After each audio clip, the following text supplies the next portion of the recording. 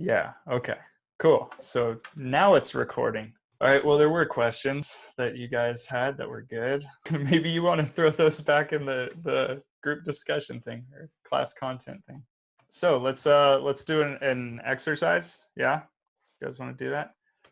Mm-hmm. All right. Just trying to configure this a bit. Yeah, see, with these Zoom recordings, bad recording, and then on top of that, you got to deal with me and my dinosaur technology, wisdom, which is nothing. I guess that's so you can see this now.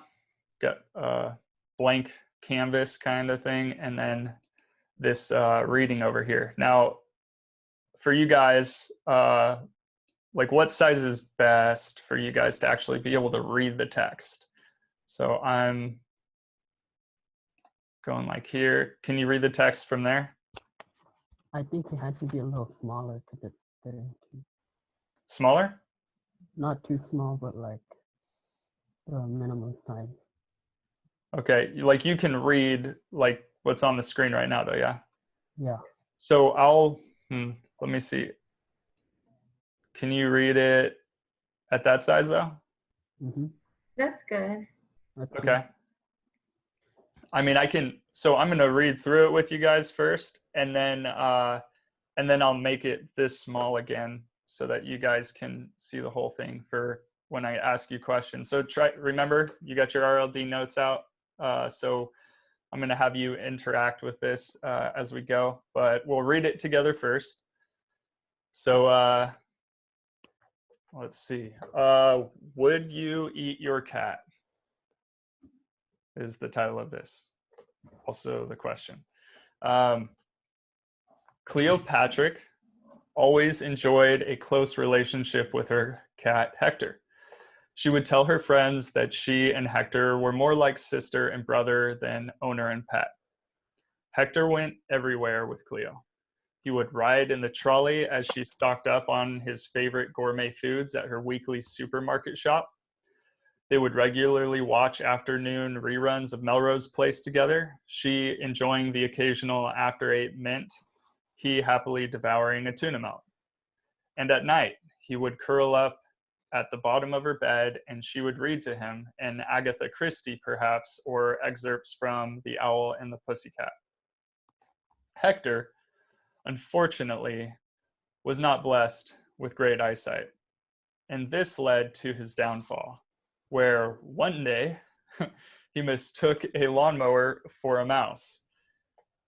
Cleo was devastated by his death, but having known that this moment would come, she had some years before made herself a promise. As a tribute to Hector, she would eat him for supper. She felt that this was fitting. He would, so I cut and paste this so it's awkward, he would in death become one with her. Also, she had heard that cat meat was jolly tasty and figured that Hector would have been pleased that he was now satisfying her curiosity in this regard. So it was, then, that Cleo sat down on the evening of Hector's death and ate him, on toast washed down with a nice glass of Chianti. Cleo lived to be a ripe old age. She never regretted her decision to eat Hector, never suffered any ill effects as a result, and told nobody else what she had done. So our question for you right now is, was Cleo wrong to eat her beloved cat? So we're going to say, was she right or wrong? And okay, so I'm just going to pull you. Can you raise your hand? All right, good. All right, so what we're going to do is you're just going to respond like that. So I'm going to ask you, first off, is Cleo wrong for eating her cat? So do the thumbs up or the raise hand or whatever if you are thinking she's wrong for eating her cat. I don't know what to do to hand raise. I think it's reaction. So at the bottom of the screen on the different options, do you see the reaction button? That share and participant. Oh, under more. Does anyone know where it is on? Were you on a phone or? I'm on a laptop actually. Okay. Can you make the Zoom screen bigger? It might just be hidden. You can physically raise your hand. You see, you have video on, Anton, so that works for me too. So raise your hand really quick. Raise your hand if you think she's wrong for eating her cat. Okay. Still counting.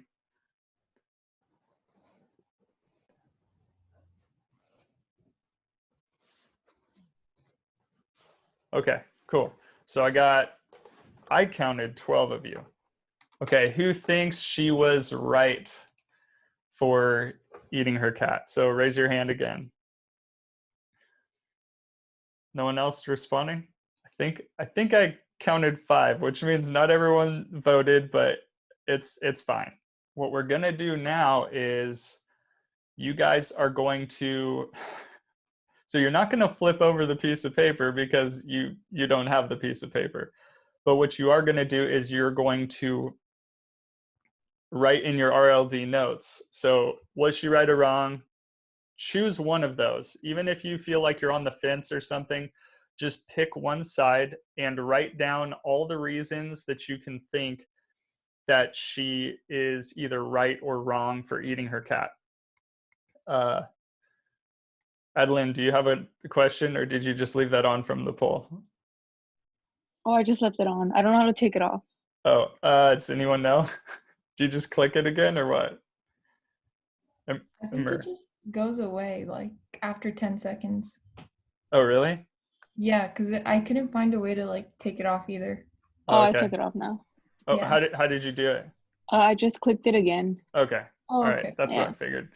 Okay. So yeah, write on in your notes your reasons. Now remember, this is your notes, so bullet point, like stripped down. What is the reason? That way you're not just like filling up space. I really don't care how much you're writing, right? Like how many pages you can get out of it. Plus, that's kind of annoying. If you're handwriting it, you want to send me like 5 pictures because you like wrote a whole like novel. Like you want to be able to come back to these notes. So you want it to be as stripped down as possible. So yeah, bullet point, like 1 to 3 word answers of like why she's either right or wrong. So I'm going to give you like a couple minutes to like 2 minutes to do that. And I'm just going to sit here all awkwardly. Then you're going to share them. So make sure you actually do this. Give you like I don't know, 15 more seconds to get your ideas down. All right, can you see the cat reading again? Yes. Cool. Yes. All right, so let's start with wrong because there's more of you there. Give me some of your reasons. I think I'll go first. Sure. For me, I put that it's wrong because they are pets. They'll forever be our pet. You know, they are meant to be loved, not eaten. They're part human, and they're respected and they're caring. Okay. So you guys can see that I'm writing stuff, right? Yeah. Yeah. Is it big enough, or like do I need to make it bigger, or is it? That's fine. Okay. Okay. What else? So Hi. oh, sorry. No, go ahead. Go ahead. Okay, so I didn't raise my hand at first, but then I also agree that you shouldn't eat pets, that they must be loved. So yeah, Okay. it's kind of messed up that you ate your cat. All right. How is it messed up? Any other stuff to add? He doesn't know if Hector would allow. Ooh. I was also going to say that it's also dehumanizes her, and it's not morally right because they built a trustworthy relationship, so it can also make her look untrustworthy, not only with animals, but possibly with her other relationships with others.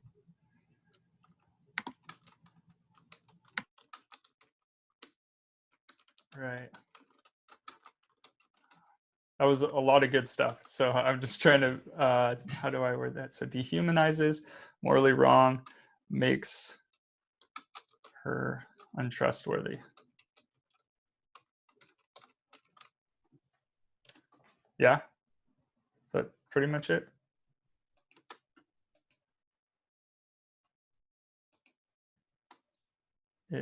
Okay, who else has something to add to that? So I think she had more of an obsession rather than a pet owner relationship. For how she treated her cat. And the fact that she kept it a secret and she didn't tell anyone, I feel like she might have more problems, like a mental illness or something like that. For her keeping it like a secret, not discussing it with someone. Maybe she needs help in a way. I don't know.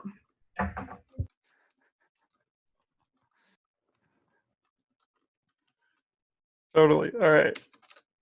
Yeah, these are good. What else?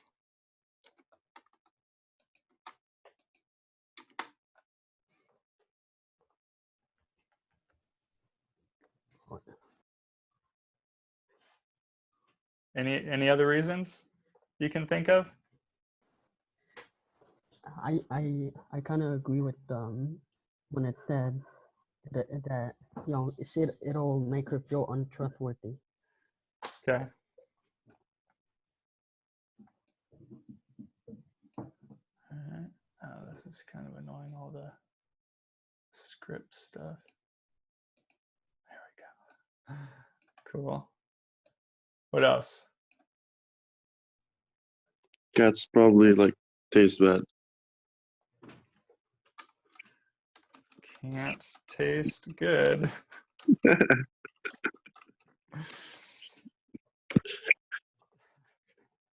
Anything else? Yeah, these are acceptable answers. I tend to get gross. Gross is an answer. Did anyone think it's gross? Okay. Don't hold those back. You don't have to like make it sound like you're pontificating too deeply.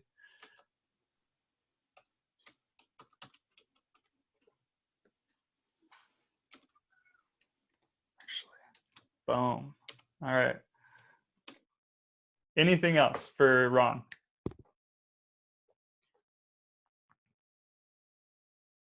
Final chance. That's it. I wrote an alternative for what she could have done. I said that she could have cremated him and like kept the cat's ashes near her if she wanted to be like one with the cat. Like she didn't have to eat it. Yeah.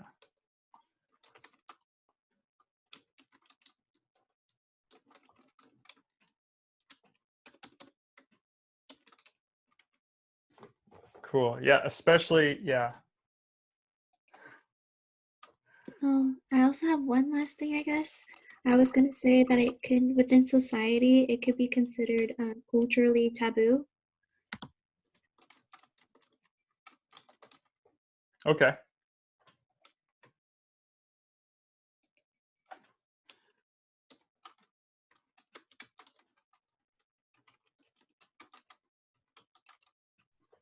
All right, cool. These are good. Good answers, guys.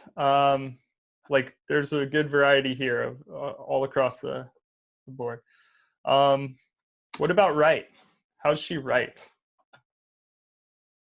Also, I apologize. I didn't make it smaller so that you could read the whole thing again. I was supposed to do that. Yeah, it's all there now. So who chose right? You're gonna have to voice. I chose right. Okay. Okay. Just to leave it clear, I would not do that. But I feel like at the end of the day, she wasn't harming anybody. So I mean, just let her live her life. It was her cat.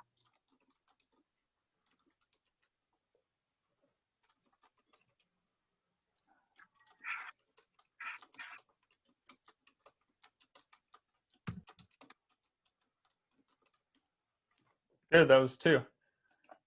All right. I also agree with that. I mean, even though it's not socially acceptable for her to eat her cat, obviously, in her mind, it was like a respectful thing to do, and there was no like ill intention, you know?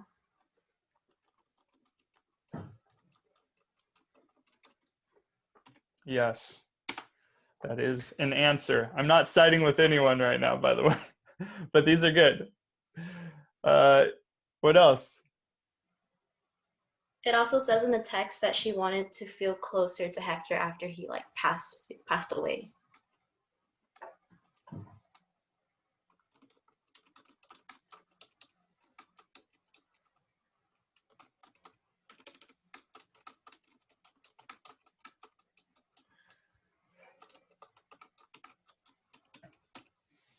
Okay.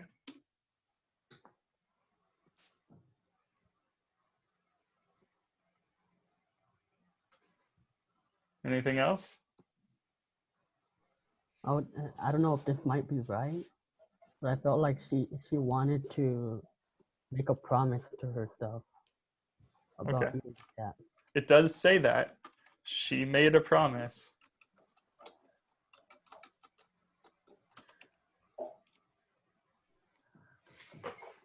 All right. Anyone else? Get a couple more in here. Come on. I feel like she was so close to her cat, and only like her and her cat understood their bond, like their relationship.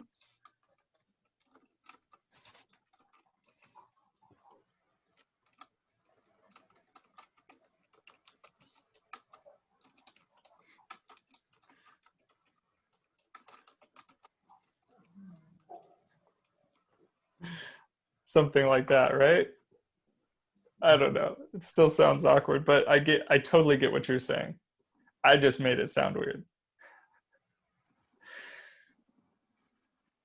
I guess she thought it would taste good. That could be a reason. Why not? Yeah, she was probably just curious because I guess she had heard that it was tasty. Right? Yeah, these are all direct from the text. That's true. Oh, she also said that Hector would have been pleased with how she satisfied her curiosity. Mm-hmm. So that could be a reason.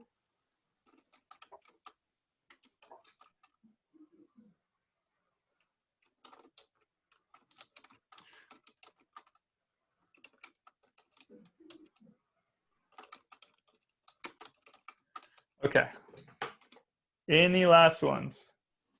It also says that she didn't regret what she did to her cat. So like she was fine with what she did to like eating her cat. Yeah. You like how I spelled that? No words. Yeah. You guys never seen that tattoo? It's great. Yeah, I've seen The it. guy with like the blonde guy in the hat, he's like, no regrets. I don't know what they look like, but my wife follows like bad tattoos on Instagram or something like that. And so there's, one, they're always the misspelled ones, and so the no regrets is particularly ironic. Anyway. Yeah, okay. That's definitely in the text. Says that. What else? Anything else? Last chance to defend that side.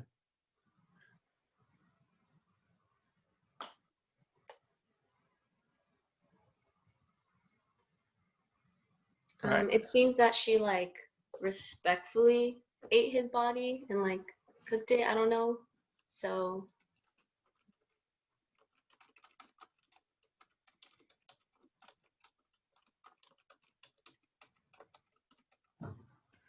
Okay. All right. So you can write these down in your notes, by the way. If you don't have the other side's arguments, or if you didn't have some of the arguments that were for your side, we're going to talk about these. I believe. I think we're going to talk about these. No, we are. But first, what we're going to do is we're going to introduce more material. So, because my whole job as a professor is obviously to entrap you, right? That's what I'm here for. Have you ever gotten that, or gotten that feeling where professors are just trying to like pull something over on you? It's not paranoia. It's definitely a thing. We totally do that. All right, so let's pull up really quick. Wait, I do have it here somewhere. You know what's going to happen? I'm going to pull it up, and then you won't be able to see it. So let's see. Come on. Nope. What's happening? I know that works. Okay, can you see the thing that I just put up? Probably not. Yeah, with the triangle. Oh, you can see it? Yeah. See, why some and not others? That's really weird. All right, so let me make this a little bigger.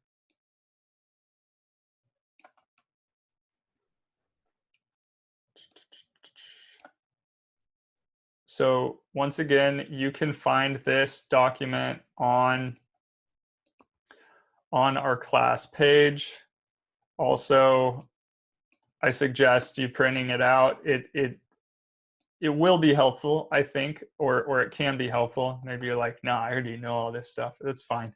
But there's some good information on here for you. So the thing is, so if you don't print out material, this is just one page also, so it's really easy. It's not killing your ink cartridge.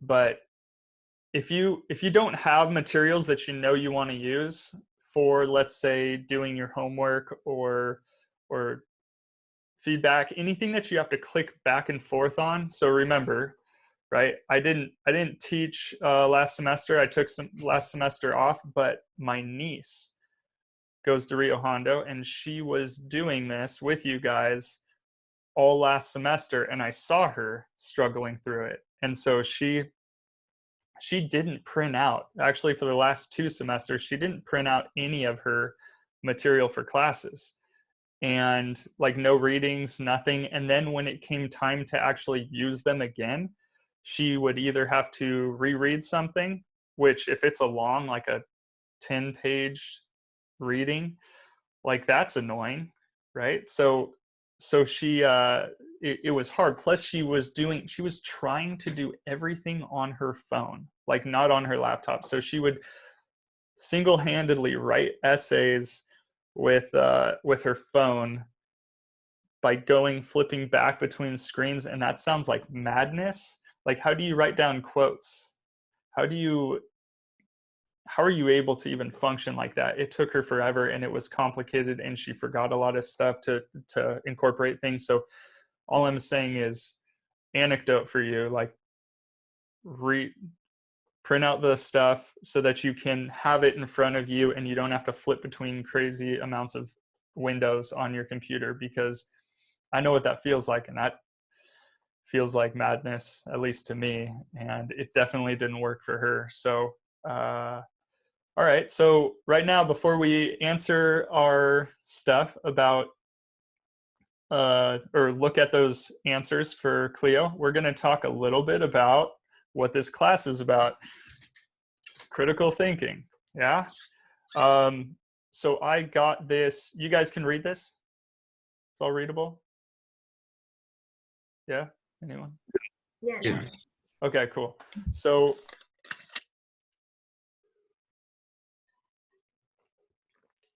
is it enjoyable? Like, does it bug you when someone starts a sentence but then stops to like take a bite of food or drink water, something? They like start a sentence, and so they like hold you captive. It's kind of annoying. Yeah, drives me crazy too, and yet I totally do that. So critical thinking, I literally got this definition off of Google, and I did it for a reason. The definition and the sentence that it's used in. So Google defines critical thinking as the objective analysis and evaluation of an issue in order to form a judgment. What do you guys think about that? You guys understand that? That's good? It makes sense. Yeah, it looks nice. That needs a little bit more, doesn't it? Like English, please. What was that? English, please. Right? Yeah, exactly. There's a bunch of words in there that actually need to be fleshed out a little bit for you to really like, even for me, like if I read that, I'm like, wait a second, hold on, there's words that have complicated meanings behind them, so I need to really think a little bit more about like each word there. What are some of those words in that definition? Judgment. Yeah, judgment, exactly. There's a whole bunch of different meanings for judgment. What else? Analysis. Yes, analysis is one of those annoying words that professors and high school teachers throw around and just expect you to know what it means. Like, just analyze it. Analyze the text, and analyze this situation, and then, write your essay on it. And they're not really explaining. So good.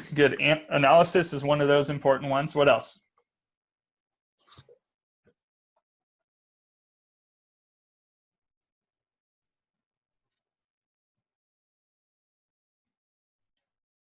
Anything else?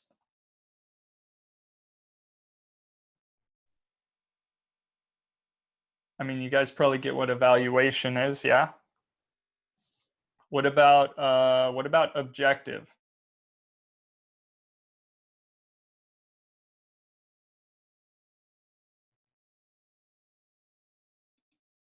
You guys all know what objective is? Based off of a topic that you want to write about? So there's two ways of looking at the word objective, and there's a reason why. See, notice, so you definitely want to put this in your notes at least, right? We're going to define objective thinking specifically, because that's what it's talking about here in this context. If we talk about your objective for something, that would be a different kind of objective. That's what your purpose is. But we're talking about a different kind of objective. So you guys tell me what you think the word objective thinking means. So I have a feeling that it's like a topic that you have an understanding of. Anyone else?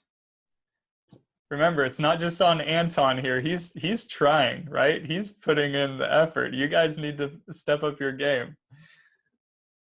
You have to focus on like a certain. No. That's the same definition as before. You're trying though. This is good. Come on, keep going, guys. It's okay to be wrong. Is objective thinking in a sense of like any ideas or beliefs you put aside in order to get a full, I don't want to say experience, but a different perspective. You're thinking objectively on an issue. You don't have any preconceived beliefs or ideas. There we go. Okay, so now you're on to it. Good job, Madison. And I know that's like your own words too. You didn't just look that up. That because you're grappling with the idea, or you're using it in a way that that's definitely your own insight. That's good. So yeah, think about it in line with, notice there's two words here, subjective and objective. So you said without bias, pretty much, without pre-existing beliefs or feelings about something. So yeah, write what the heck? Write something like that down. Okay, it doesn't want to let me. Is it because it's because it's a PDF? So what did we say objective thinking was? Without bias. Do you want me to tell you what I said again? Yeah. Okay, sorry. I kind of put it together right now. I said putting aside any preconceived biasness or ideas or beliefs in order to gain new insight or perspective on an issue. That's pretty long, but you can kind of word it however Yeah. you'd like. So without bias, okay, yeah, so something like that. In your own words too. So you actually added the purpose of objective thinking in there too. So that's good. Look at this hand in hand with subjective thinking also. So if that's what objective thinking is, then what's subjective thinking? I wouldn't know how to word it, but I would say it's like with bias, like you're kind of stuck in your way of thinking, so you're like more quick to judge. Yeah, so any of that stuff, it is the opposite. Like you said, it's the opposite of objective thinking. I know that this is not really the root of what these words come out of, but if it helps you remember it, because honestly, it's about remembering what something is. Doesn't have to be pretty. Like I keep thinking of like the way that Michael Scott remembers people's names. It's absurd to us, but it totally helps him remember people's names. That's an Office reference, by the way. If you haven't seen The Office, then I mean, that's expected. It's an older show, but I'm surprised by how many students still watch that show because it's gold. Anyway, yeah, it is, right? Good. So the way that I use to help myself remember the difference between these is like objective is outside of you. It's true. You're trying to understand how something is true or false regardless of what you think about it. So there's objective truth and subjective truth, or objective thinking, subjective thinking. So subjective is like it's subject to you. That's the way that I use the word to try and help me remember. The objective, it's an object outside of you. So it's true regardless of how true or false, regardless of what you feel about it. So you can write any of that stuff down under those. Look at it like this. So if we're talking about truth and not just the thinking aspect of it, so objective truth. Does anyone know any objective truths? Truths that are true no matter what you think about them?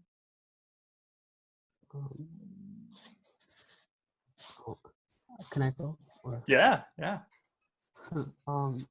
I read an article yesterday about I don't remember if yesterday or the other day. It was about Hurricane Laura. Mm-hmm. But it's based off of my objective thinking. But I read through the whole thing like about more than once or twice. Okay. Well, so laws of nature are objective truths, at least as far as we can perceive. So something like that. There's a hurricane, and sometimes people die in hurricanes. That number of people who die in the hurricane is an objective truth, regardless of if you believe they died or not. Now, us trying to get the numbers on that is can be, we're not sure about the casualties because there's people buried under rubble and stuff like that, but that's another variable in there. Alex, you had something? It's like objective, like facts, and then subjective is like your own belief. Yes, exactly. So let's test this really quick. Jose, is your mic on, or is that some? Oh yeah, sorry, my bad. No worries, bro. All right, so chocolate is the best flavor of ice cream. Is that subjective or objective? Subjective. Wrong. It's I'm playing with you. It's No, it is subjective, right? That is my preference. So no matter how much I think that is the best, right? Even that wording, right? You're noticing that there's some words that are inherently subjective, like the word best. Now, if we say fastest, like the fastest animal on earth, that's not really a subjective thing, right? That's definitely going to be objective. Now, maybe there's like races going on between animals, and you're like, I don't know, we clocked an ostrich going 60 the other day, so that's now the fastest. Or I don't know, where you're like, well, are we talking about water animals, or do they count? Or birds, because a peregrine falcon can get up to 200 and something miles per hour, though they don't have to run. So is that right? Or was it kilometers? I kind of always, when someone's got a British accent and it's on a TV show, sometimes I can't remember if it's weird when people with British accents have to talk in the American Standard system for measurement, right? Kind of tricky there. Anyway, was that Jacqueline or Stephanie that had something to say with that? Or one of you guys? Anyone? No, not me. Oh, okay. So you guys get, I guess you guys get, so here's another one. Between objective truth or subjective truth. If I jump off the third story, sounding grim already, jump off the third story of the 26 building on campus, what's going to happen? You will die. I'll die, right? Or you could say I'll fall, right? Yeah, those are objective truths. No matter what I think, if I think I'm going to fly, no matter how much I think I'm going to fly, that's not going to happen. It objectively, outside of me, it's true, I am going to fall and potentially die, depending on how I land. Unless I'm some like parkour master, which I am not. Or I hit a tree. How about this though? What if I have a jetpack? Will I fall then?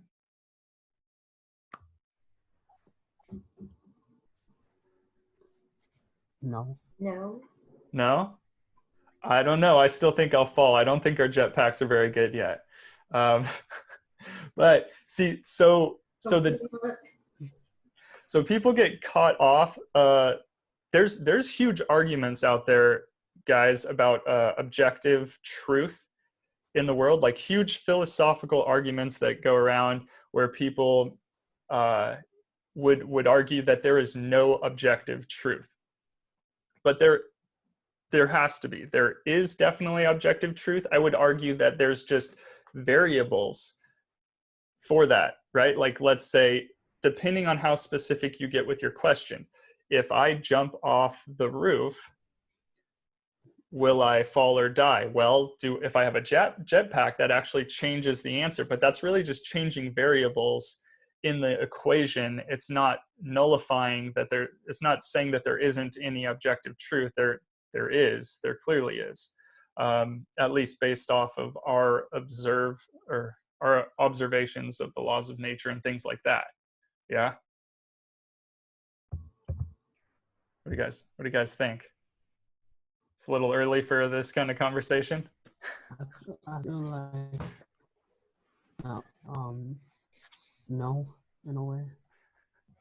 So we'll come back to it. So let's keep going, or I feel like you guys might need a break. I think I said something maybe every hour and a half. I don't know. Kind of depends for you guys how you're feeling on it. You know what? I just realized my chat isn't showing again. Come on. Yeah, I don't even see it on here.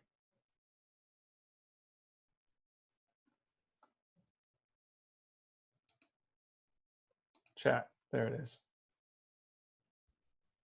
Yeah, you said, yeah, every hour. I did say that.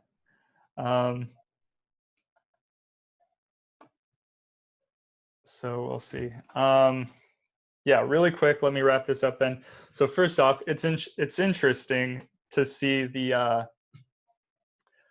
question that, or sorry, the sentence that Google gave, right? This isn't my sentence. Professors often find it difficult to encourage critical thinking among their students. So a little bit of irony in the situation. But it's honestly, it's difficult for everyone to critically think. I think I mentioned that at the beginning of the syllabus video, that like I teach critical thinking and I still struggle with doing it because it's something you have to actively do. You have to look at every, so for this circumstance, you have to look at everything as, well, is this an objective claim or is this a subjective claim?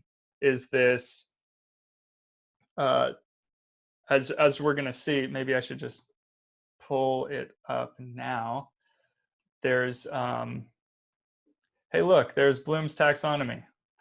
So there's this pyramid here. Did you guys all see that? So this is a tool that you can use to make sure that you're always critically thinking. So for me, this kind of like runs through my head, or I do this. This is a process. Do you see it? It's also a pyramid, notice, for a reason. It's not just like a flow chart. This is something where, well, it is kind of a flow chart, but it's visualized as a pyramid for a reason. You can't understand something without first remembering it. You can't apply something without understanding and remembering it. You can't analyze something without doing all these things too, right? So when you look down here, we've got remembering, right? And so this is kind of, this is also a cool thing. This keyword thing might help you in other classes where professors are like, just analyze it, you know, and they don't actually explain. So there's tons of keywords that will be in, let's say, a prompt for a discussion or a prompt for an essay or anything like that, that they might use. And they all kind of fall into these kind of categories. You know, when they use different language like this, it's pointing to these kinds of things that they're asking you to do. So you got a definition on the left side, then you've got keywords in the middle, and then you've got tools, tips and techniques on how to make sure that you're doing that, which get less and less descriptive as you go up the pyramid because they're more abstract. So the first thing is, you know, underlining, surprisingly enough, right? You have to remember something in order to understand it, obviously. So one way to remember it is to think about like what you need to remember for a situation. So underlining is key.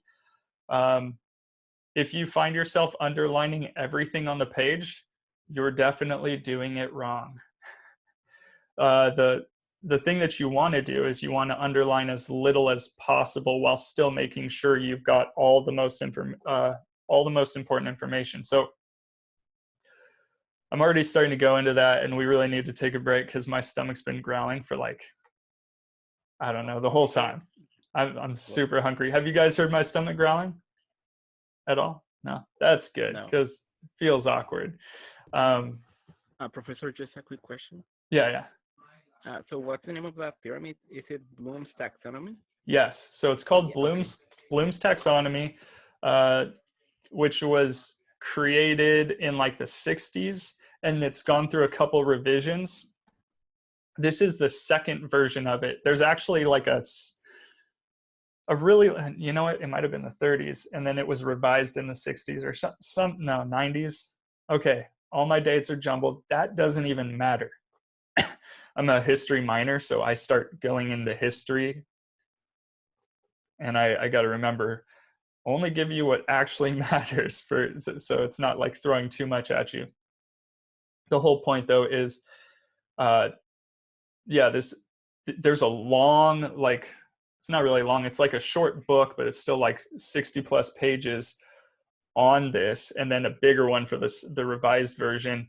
All you need is the pyramid. All you need is this part of it. I'm not trying to get you into a pyramid scheme, by the way. This is just I'm just trying to give you the bare bones of something, because you just need, like, you need to understand the concept so that you can utilize it. And if we just fill your head with a bunch of, like, we just throw a whole book at you, that's not going to be helpful. You're not going to be able to utilize that. So try and make sure you understand the concept more than anything here. And that's what we're doing. So rather than going through the whole text, we're just going to look at the pyramid and understand it. So, which is the second step on the pyramid. Let's see. So really quick, what I wanted to point out to you is that we're going to go over again, and then we'll take our break. Let's see. I mean, you guys are probably like eating cereal and doing whatever this whole time anyway. Oh man. You know, Professor? Uh-huh. About the Bloom's taxonomy or Yeah. taxonomy. I I looked at it in a different view, because I looked at it from the top to the bottom. Oh, yeah. So the thing is, you can't do that and critically think. If you do it from the top to the bottom, then it's not going to actually help you with objective thinking, or with actually trying to get somewhere. Like, can you imagine evaluating something without actually remembering what the thing is that you're evaluating, or without even fully understanding it? Because people could do that. Let me give you a hard example. Your job. Has anyone ever had an evaluation at a job? Yeah. Can you imagine if they judged you without even looking at what you've done at work, like your work ethic and the way that you are competent or anything like that? Not even checking to see that you made it to work on time, or even understood that, and they just evaluate you based off of your face, right? That would suck. I mean, at least for me, because, you know. So it's always from the bottom then. Yeah, so always, from the bottom to the top, like you're climbing a pyramid, or like, think of it as a foundation, right?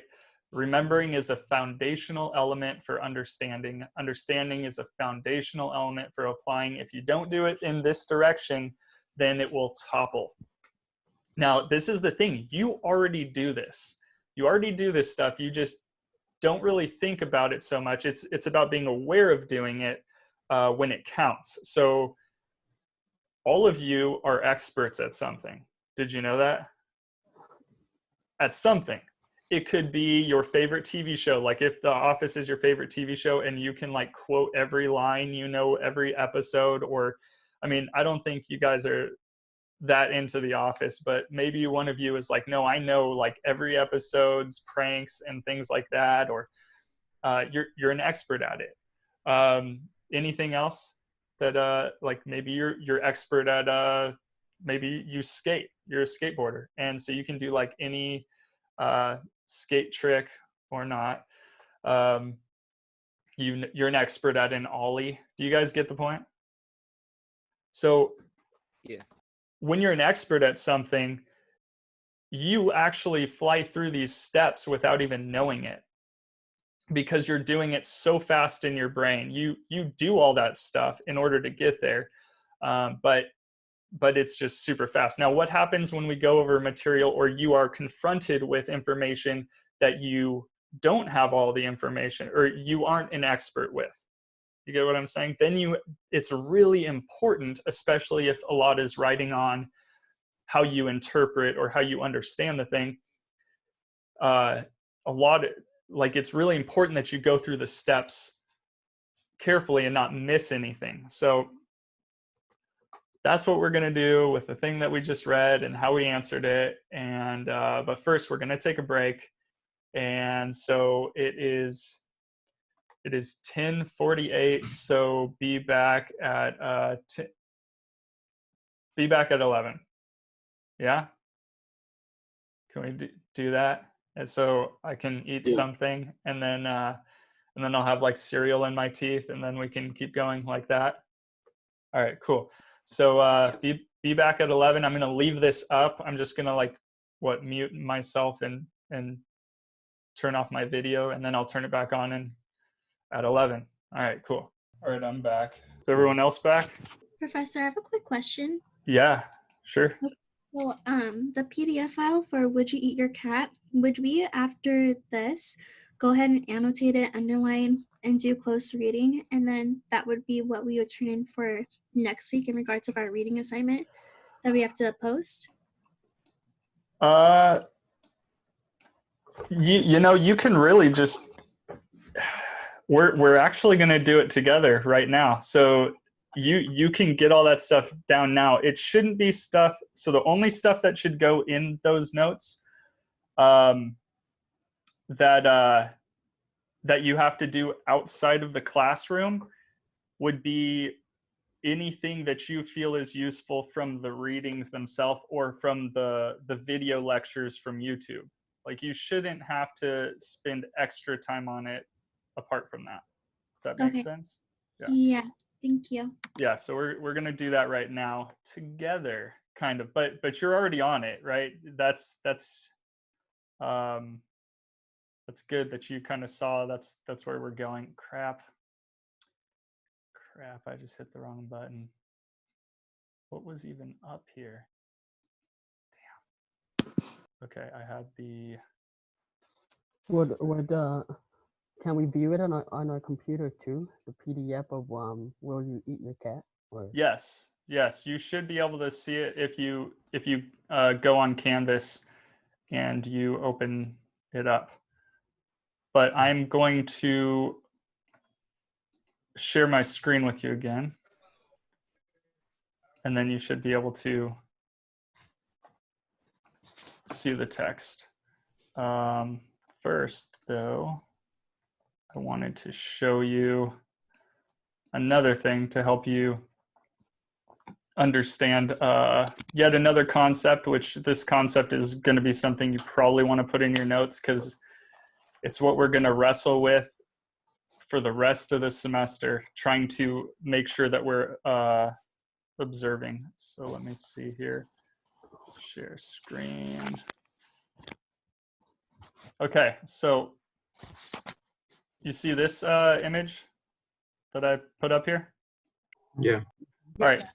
So once again, it's the Bloom's taxonomy pyramid, but it's also it's got this other little pyramid. I'm really into pyramids lately. I don't know if you noticed, but that was supposed to be funny.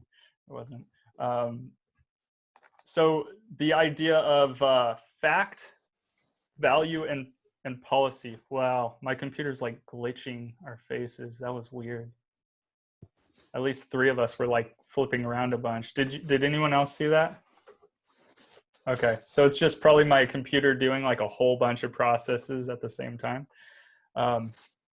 Anyway, so the crap, I gotta get the chat up again for me. Okay, so if you look at that, yeah, you definitely want to draw it or try and maybe screenshot it and then put it in your Google Doc if that's how you're going to be keeping your notes. It's up to you. But so the idea of so arguments of fact, value, and policy is what we're talking about here. So remember the whole objective and subjective truth and thinking that we were talking about? So no matter what, everything that is said, everything that you say is either a question or a claim. Think about that.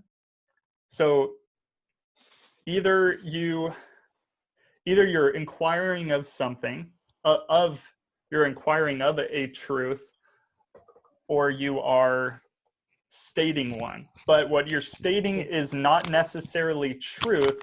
It is always a claim of truth, right? Watch your mic there, Anton. Or is that Anton? Someone's mic is blowing up. Who is it? Is it you, Anton? Yeah. Is it your mic? Mhm. Okay, so there's always, so whatever you state as truth is not necessarily true. It's a claim of truth, right? So you're claiming it to be true. And so depending on if it's subjective or objective, right? That's the difference between fact and value.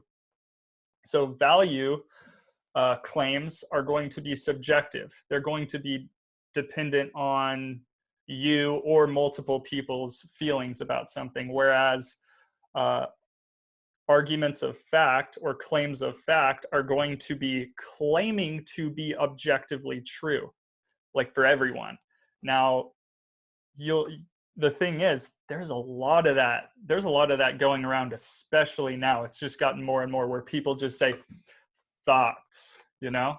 Did you hear how I did that? With that tried to do. I'm really bad with voices, so I'm definitely going to fail at the voices every time. But you know, when people just say facts or science in their comments on stuff, have you ever seen that? Anyone? Yeah. Okay. So when people do that, they're making a claim of fact, but it's not necessarily true. It has to all be substantiated.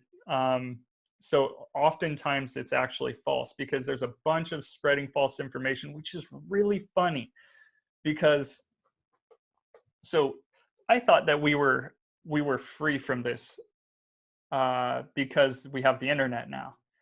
So when I was a kid, all my information was disseminated through other people and books. I couldn't just look something up on the internet. You guys can't actually understand that in an empirical way. You can't understand, so empirical meaning like tangible, you've never experienced that, right? Unless someone here is my age. I'll tell you my age later. But have you guys always had Google at your fingertips pretty much, or somewhere in the house that you could just type in a question or ask Siri? No. No. Okay, well, stop making me look bad, all right? You at least get my point where it is accessible. You could get to it. Maybe it's not at your fingertips on your phone because you didn't have a phone until you were 12 or whatever it is, but you still had a house computer, and you knew that you could go to a source and find the information without hearing it from your drunk uncle. Does that make sense? Yeah. Okay, cool. Because all of my information came from other people's drunk uncles. I never had a drunk uncle. Actually, I do, but I never talked to them. There's two. So all my information came from older kids or whatever. So obviously, that information is probably going to be flawed. It's just going to be one person telling another person, telling another person. It's a game of telephone. And a lot of the information I had as a kid was not true. Or it was based on stereotypes or based on one person's experience with something, which depends, right? It depends on that person and their circumstances. There's so many variables to the scenario. What if that person had a jetpack on, right? What if they were white being pulled over at 2 a.m. as opposed to being black or whatever? Do you guys get what I mean? Right? There's all these variables, and so anecdotes are problematic. Though they're still useful. What I mean by anecdote is like it's like a story or an experience that someone gives to help understand something else. Yes? You can write that down if you need. or you probably already know what it is.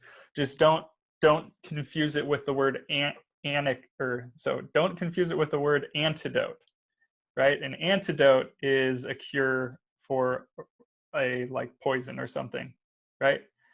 So anecdote is what I just said. All right, cool. You already knew this stuff. So the reason why I'm talking so much about this though is because, seriously, I'm not joking with you. The whole Bloom's taxonomy thing and how I said that you want to be able to go through that every time you're faced with new information that you are unfamiliar with, or something that's a really important decision that you're making, where you're having to assess something. Notice assess is similar to evaluate.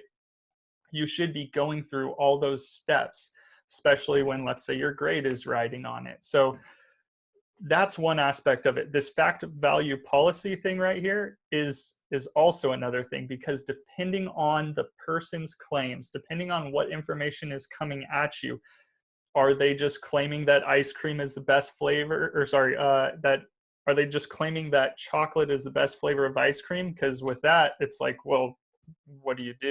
You don't care. It's just their opinion. But when they claim that all Republicans are racist, well, that's a claim of fact, and it's also something that would have an effect on you possibly. So you're always going to try and assess at the same time. You're trying to assess, what is this claim? Is it a claim of fact, value, or policy? Do you guys know what a claim of policy would be? Could it be like based off of information that you know, something that you know already? So you are right, but well, not that you know already, but it's always based on information. Notice these correlate on this. There's a reason why I put it next to the Bloom's taxonomy pyramid, because by the way, I had to make this. No one spelled this out for me either, but I noticed pretty easily that these are, or after teaching it for a couple semesters, these correlate, these are related. So in order to get to understanding a fact claim, or to be able to prove a fact claim, you have to go at least to the 4th level of Bloom's taxonomy. You have to go through all of those steps. And then in order to make a value claim on something, or to yourself, or to be able to assess or evaluate a value claim, you have to get all the way to evaluating. And then policy is where you're creating something new. So a claim of policy comes along. That's when you're actually, it's not just you saying ice cream is the best flavor. Sorry, dang, I keep saying that. It's not just you saying chocolate is the best flavor of ice cream. It's you saying, no more shall anyone ever eat any other flavor of ice cream. They shall all only eat chocolate, because chocolate is the best flavor of ice cream.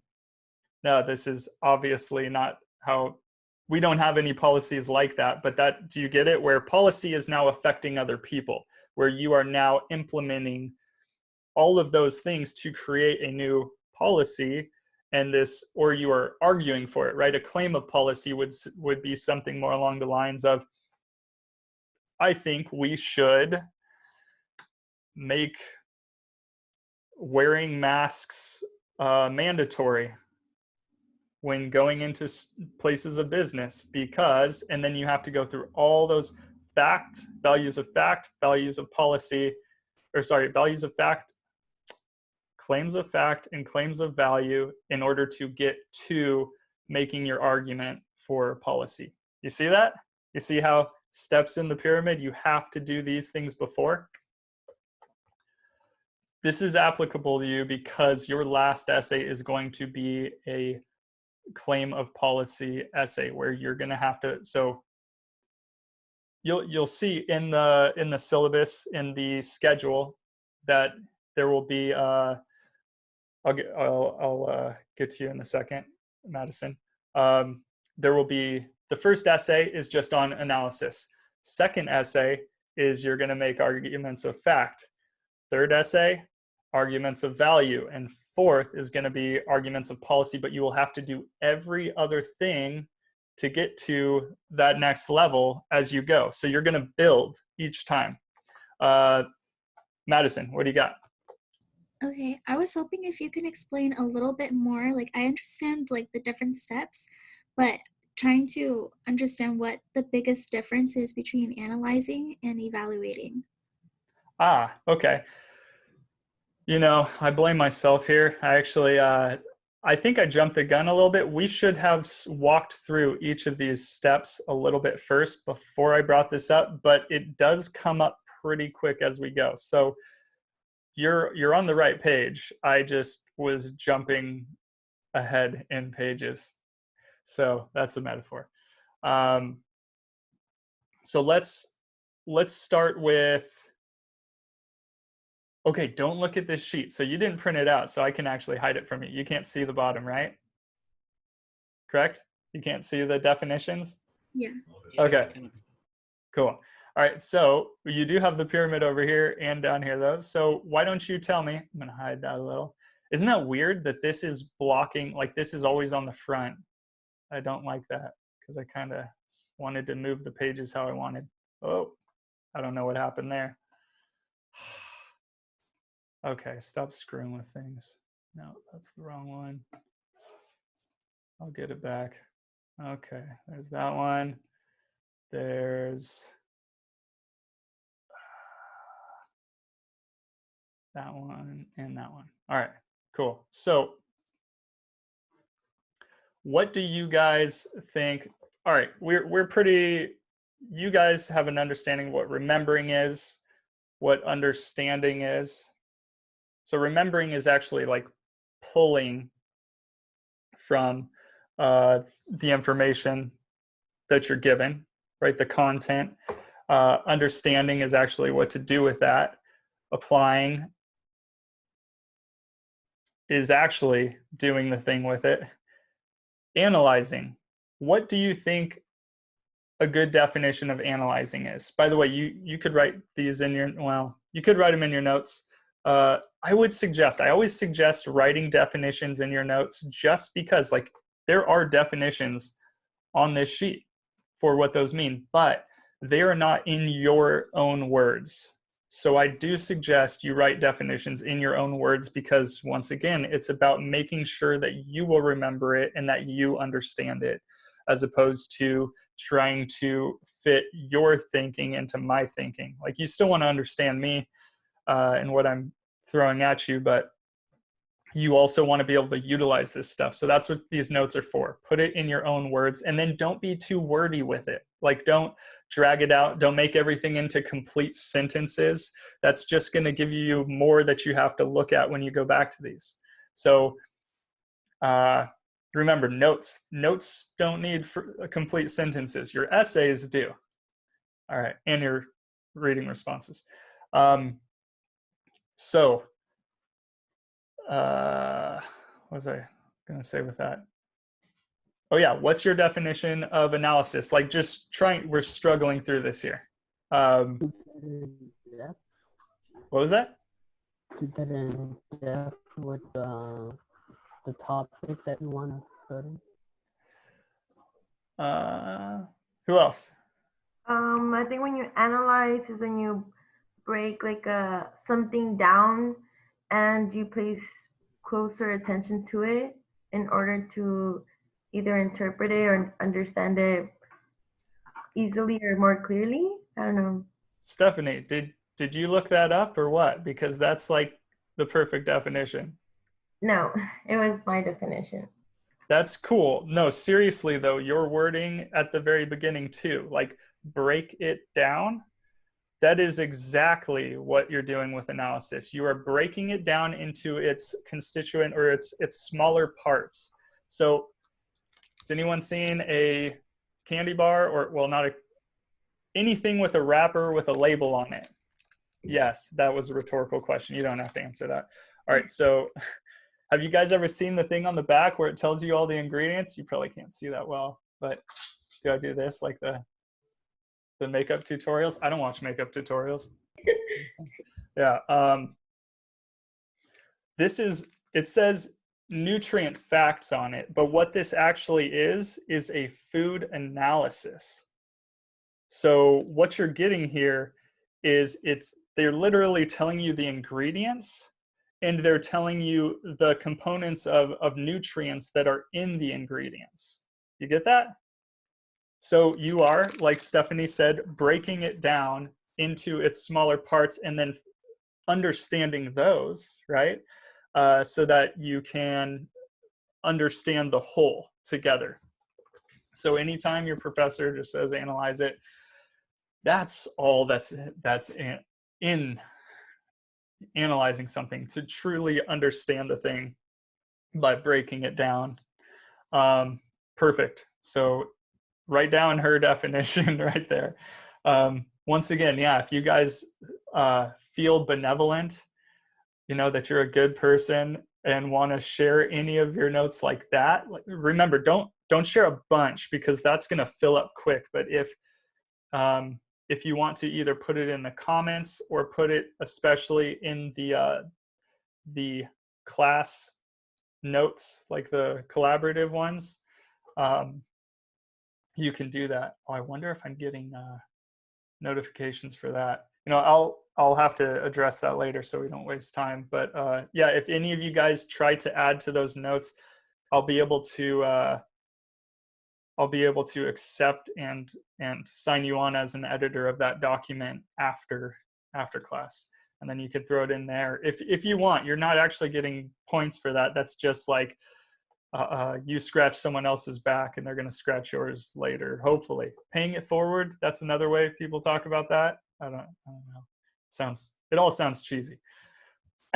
nothing that everyone's already said something, right? Or everything's already been said before. So yeah, perfect definition of analysis. And then from there, once you can do that, evaluating, what do you think evaluating does? Or is based off of? How do you do it? We'll come back to that. I'm once again jumping ahead. We don't even have to understand those. We should be applying it first. Otherwise, if you don't have something tangible or an example, examples are really important.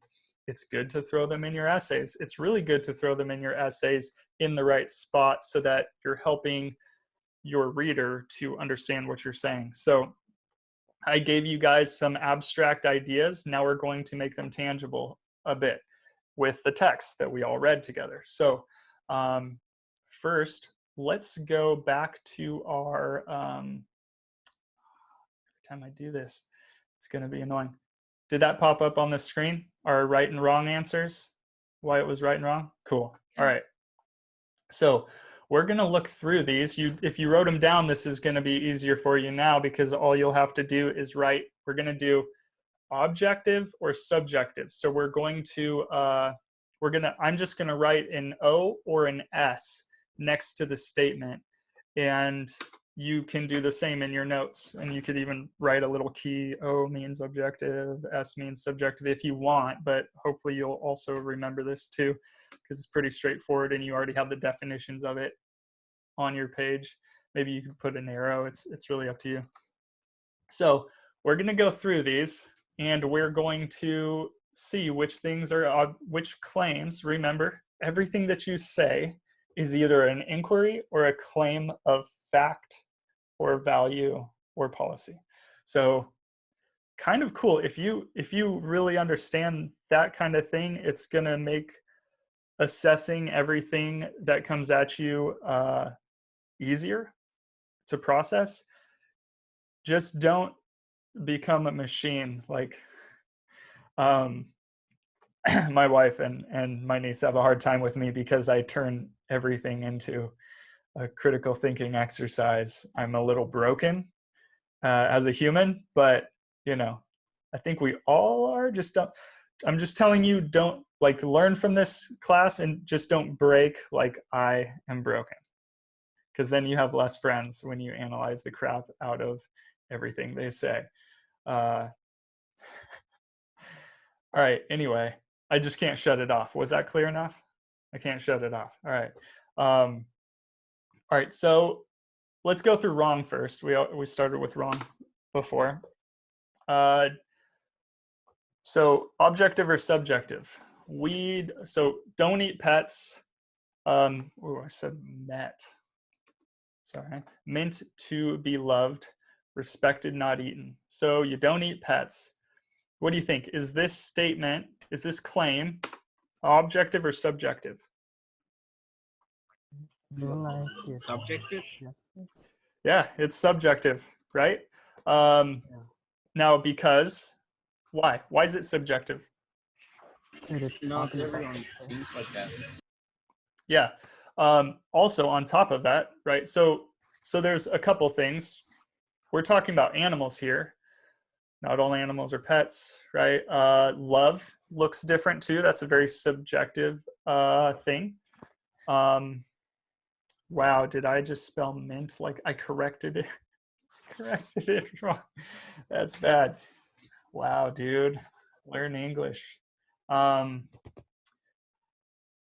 You don't eat pets? Well, it really depends. Okay, so we'll come back to that. If you guys have anything else to say about that one too, to explain a little bit more, go for it. Consent. Was Hector able to consent? No. No. So this is what? Uh, Subjective or objective?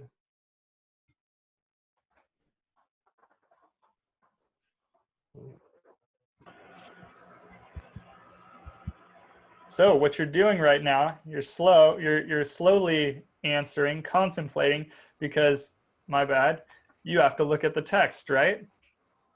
So anytime, this is why I say print things out, it'll be easier. Now, right now we're doing an exercise together, but you're looking at the text to see if it's objective, right? Did he consent? In the text. Subjective, he couldn't consent because he was dead, right? He couldn't consent because he was dead. So it's not subjective though, because It's that's objective. yeah, it's objective. It's a fact. He was not able to consent. Now, if we say, well, based off the text though, she says she knew that he would be okay with it. I mean, that is objectively in the text. However, is that a true claim? That's a claim of fact. Is it true or false?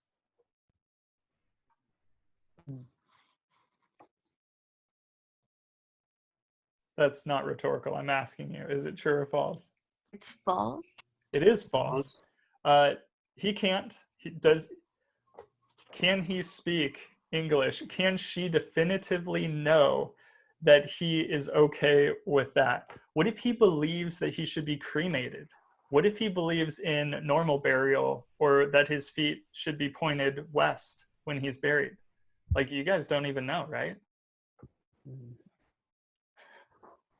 How's he supposed to be able to communicate that information?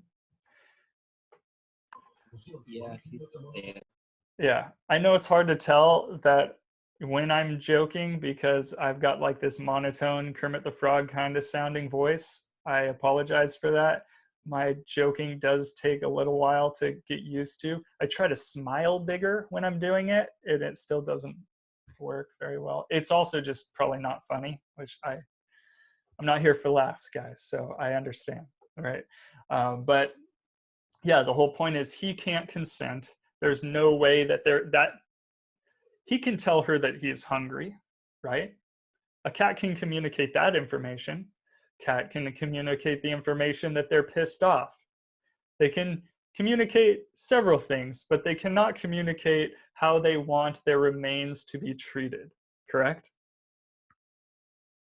Objectively, yes. All right.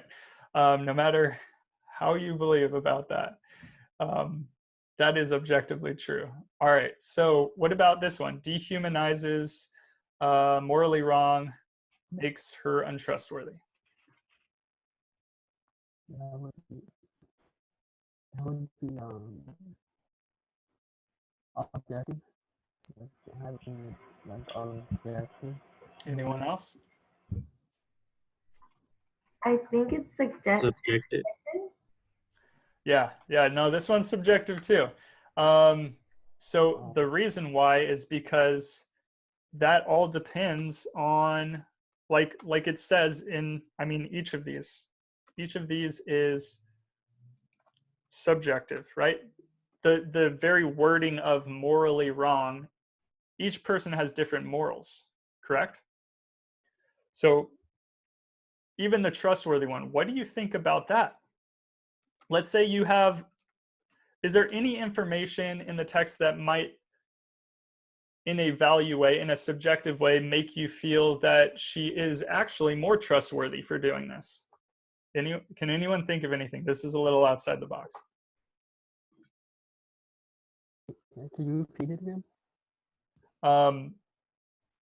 Is there anything in the text that might make you feel she is more trustworthy, as opposed to whoever said she is less trustworthy because she did this dehumanizing, immoral thing?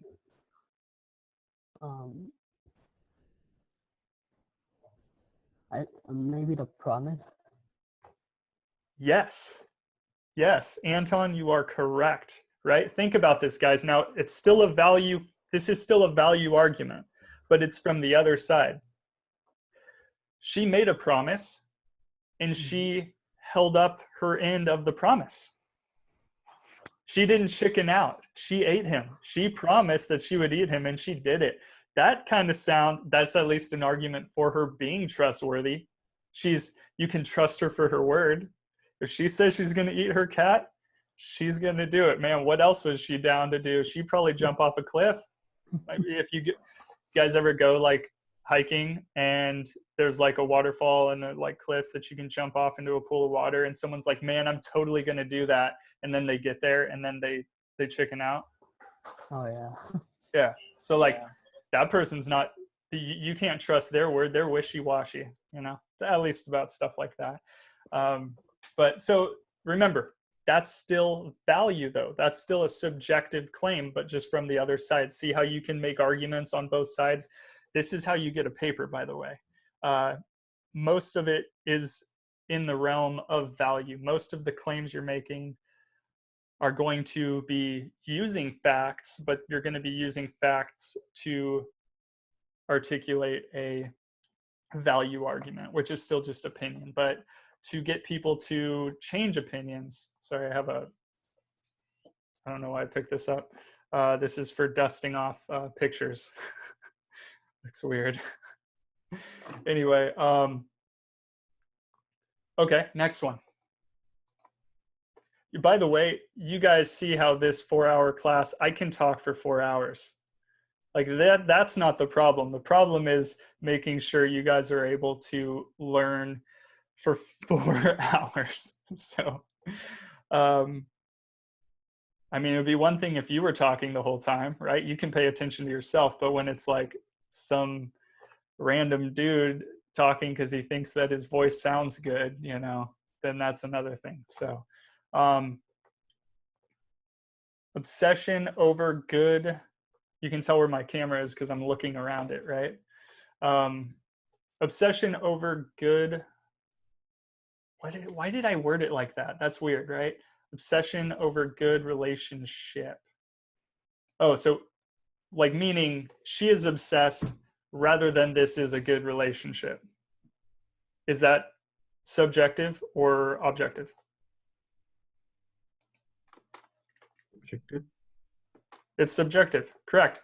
Some people view obsession differently. Look at all the Karens out there. Do you think that they think they're obsessed? No. No one thinks they're a Karen, right? Yep, that's right. Has anyone here ever been a Karen? I've totally been what other people would perceive as a Karen. Go on, Jacqueline, what were you going to say? Yes, but only for a short time. Yeah, totally. I get you. Here's another thing. You guys ever been in traffic on the freeway? Yeah. You live in Southern California. You've been in traffic. Guess what? You are traffic. You are traffic. When you are in traffic, you are traffic. But no one wants to look at it that way. They want to look at it as like, by the way, my wife made that up. She's way smarter than me. I thought it was brilliant though. Don't you think? That's a pretty good one. You're not in traffic, you are traffic. I guess you can be in both, right? You are in it, but you are it at the same time. Anyway, so that is that was applicable. Keeping it a secret. This is a complicated claim. So think about it. Is this subjective or objective? Her keeping it a secret, does that make it wrong? Is it subjective or objective? That's subjective also. Right, because on the other side, are there things that you can keep secrets for right reasons? Yeah. Yeah, think about hiding Jews in the Holocaust, right? Keeping their existence in your walls or in your rafters or in your basement a secret is a good thing, was a good thing in World War II, right? That's super. So there's ways that you can keep a secret that are a good thing. What about in the text? How would this, we're going to come back to this. Just know we're going to come back to it, but it is definitely subjective. Couldn't taste good. Cats, there's no way it would taste good. What do you think? Objective. Objective? Is that like my chocolate ice cream thing? That's what I was about to say. That's subjective also. Yeah, no, I got you. It's a joke. Wait, why did I put objective? Oh, subjective. It is subjective because people have different tastes. Actually, I used to love candy when I was a kid, and now I'll still eat sweet things, but it'll typically be like cookies or something else, and I'll get like overloaded on sugar. As a kid, I could just like guzzle sugar. I remember one time I made my mom taught me how to make chocolate chip cookies early on. And so I remember one day my mom walking in the door, and I had stopped in the process. All I had added was butter and sugar, and I was just eating those straight out of the bowl, butter and sugar. And my mom freaked out at me. But I got like half of it down. And so my whole point is like now there's no way I could do it. Tastes change. Even in the same individual, they change over time. So can't taste good. That's not necessarily true. I wonder if what's that one dude, the chef that like yells at people all the time? Gordon Ramsay. Yeah, Gordon Ramsay, right? Do you think he could make it taste good? I mean, have you ever had mutton? Mutton is old sheep, and it's like really gamey tasting like up front, but like if you cook it right, it can taste good. So I don't know. Taste good, subjective, gross. That's what? Come on, everyone. Subjective. Yeah. Yeah, subjective. Definitely. Someone likes it. Yeah. Kids say broccoli is gross. You might still say broccoli is gross, but that's subjective. Better options for honoring.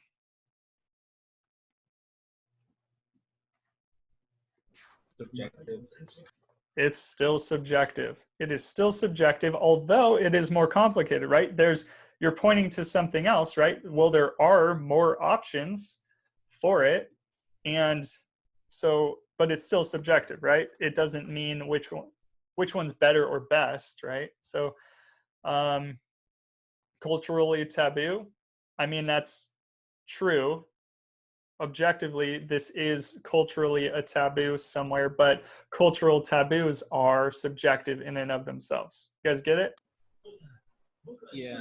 Cool. Depends the culture also. Yeah, exactly. It depends on the culture that you're in. Not harming anyone. So we're on right now, or we're saying she was right for it. Not harming anyone. True or false? Objective, like true?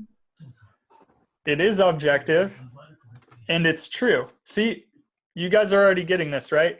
When we're working within the realm of objective, so it can still be an objective claim, but then be false, right? So the way that you know is you go and you look at the thing, and we'll talk a little bit more about how to do that. But right now we're looking at what we would call this is content, right? So this is our world of understanding.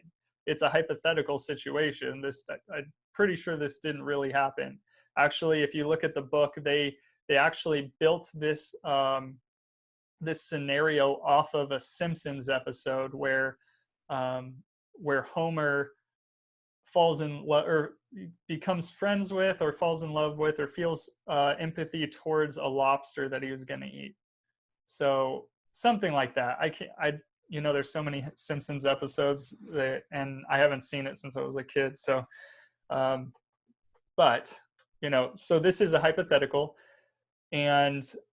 but it's still like this is all our information for truth and for being able to assess the situation right now. So having to go to it, we see it's objective and we see that it's true because, well, how did Hector die? A lawnmower? Lawnmower. Well, that's what she'd like you to think. Who's running no, see, that's the thing. We have to trust. What was that? I was thinking, where did she put the lawnmower in? Because how could a cat mistake a big lawnmower for a small mouse? Right. So yeah, exactly. Like there are things that you could do to the text and be like, well, we don't know. We have no idea about this other stuff. So I mean, if you want to go that route, you can. But for our analogy here, we just have to trust the text itself because it's a hypothetical. So let's not break our brains. Stephanie, you had something? No. No? All right. What else? Okay, so Hector's not harmed.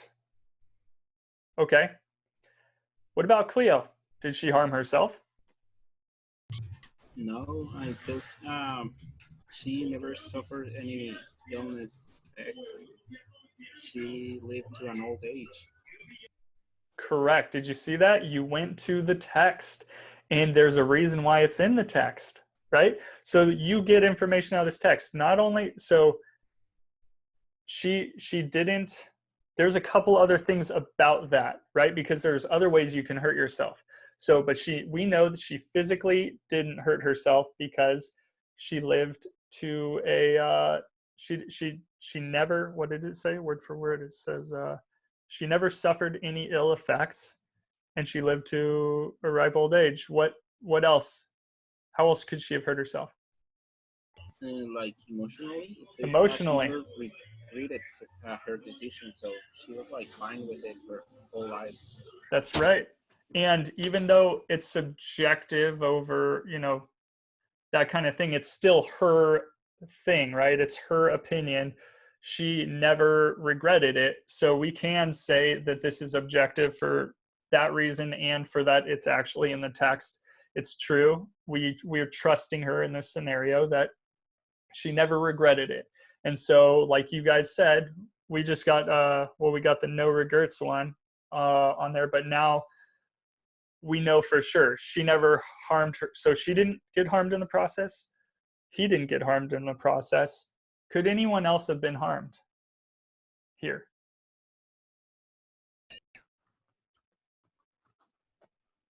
And were they?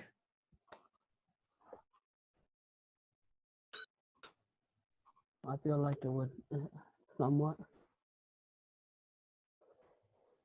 She Who could have? hurt herself somehow, in a way, somehow. Well, so it doesn't tell us she hurt herself, and it kind of covers all the bases, right? Mentally and physically, and I guess spiritually, because she honored him in the way she wanted, right? But yeah, come on, guys. Anyone else? Who else could be hurt? This is, again, outside the box, but there's still information that indicates if anyone else was hurt or not. It's just harder to extrapolate.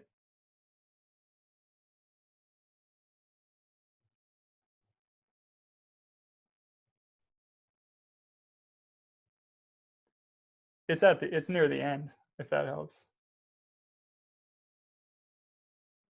I mean, if someone found out. Yep.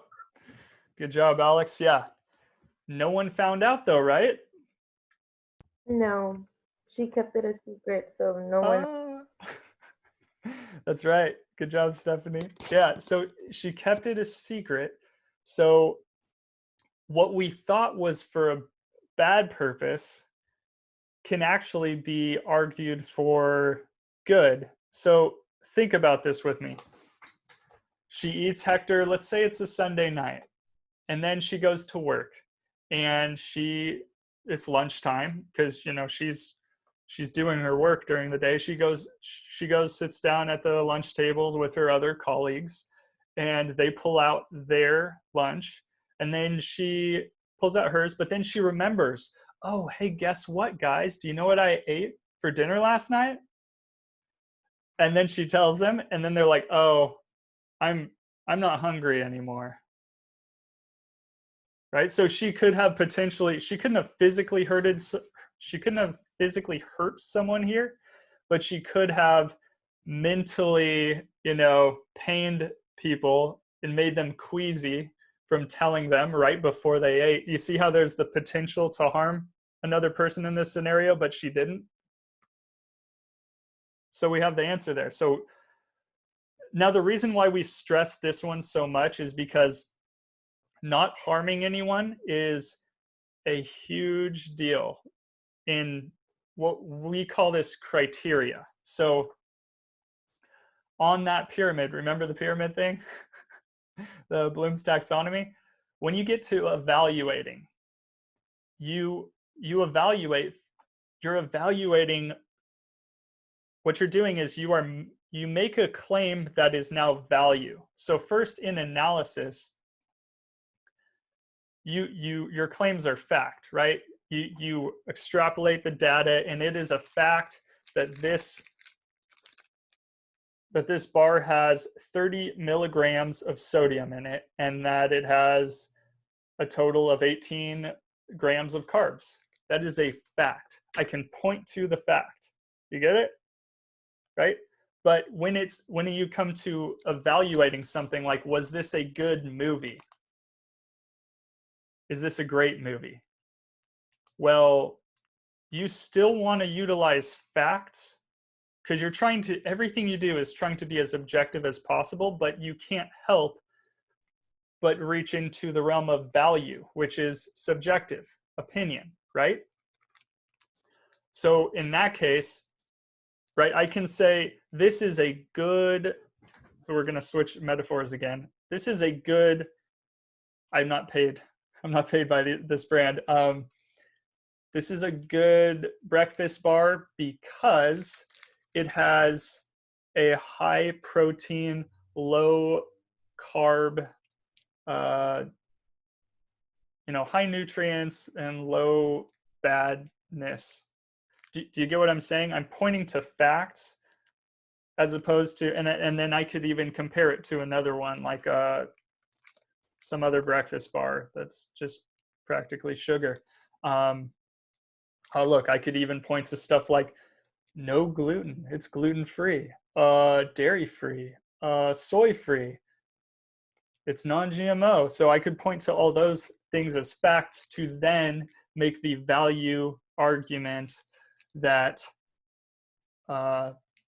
this is a good or better than most breakfast bar. Make sense? So the reason why, wait, where are we going with that?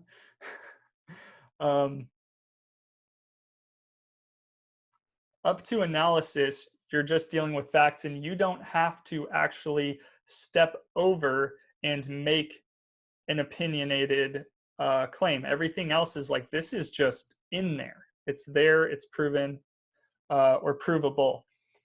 But then once you get to evaluation, now you have to have what we call criteria. So what makes something a good movie?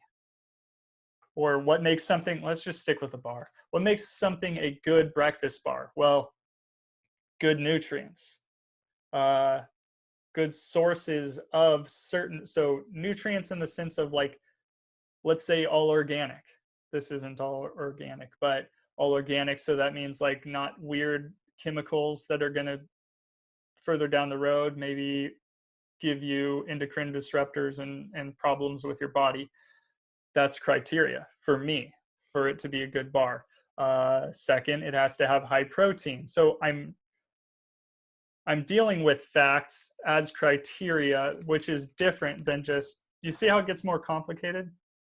It's definitely getting more complicated. A good movie, go to that metaphor now. Well, you break it up into categories, criteria categories like cinematography. What's the dialogue like? What's the plot like? What is, how are the scenes shot? Do you see how in order to answer an evaluative kind of claim or make an evaluative claim, you really have to start reaching into what we call criteria now? Yeah? Did you guys write anything about that down?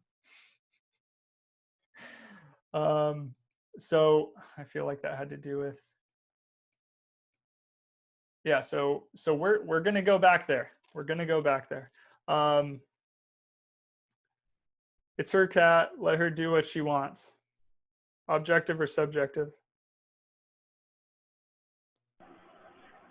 Objective. Objective. What do you think? How is it one or the other?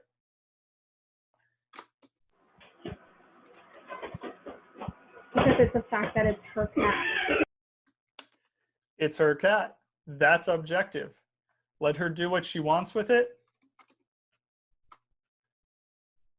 That's subjective.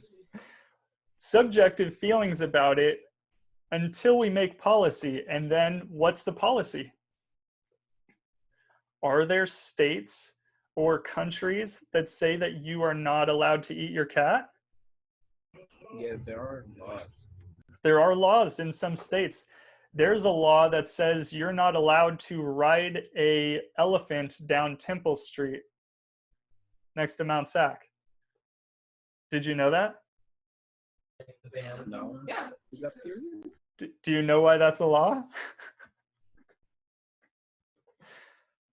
Well, I'm sure you can assume, right? Someone must have at some point ridden an elephant down the street. So we'll talk more about policy later. We're not going to get there all that that quickly. No illness. That kind of we already answered that, didn't we? It was objective, correct? Let's see. I feel like you guys are dying on me now. When we took a break almost an hour ago. Man, okay. We'll try and speed through this. Help me speed through this. Wanted to feel closer or closer to him after he passed.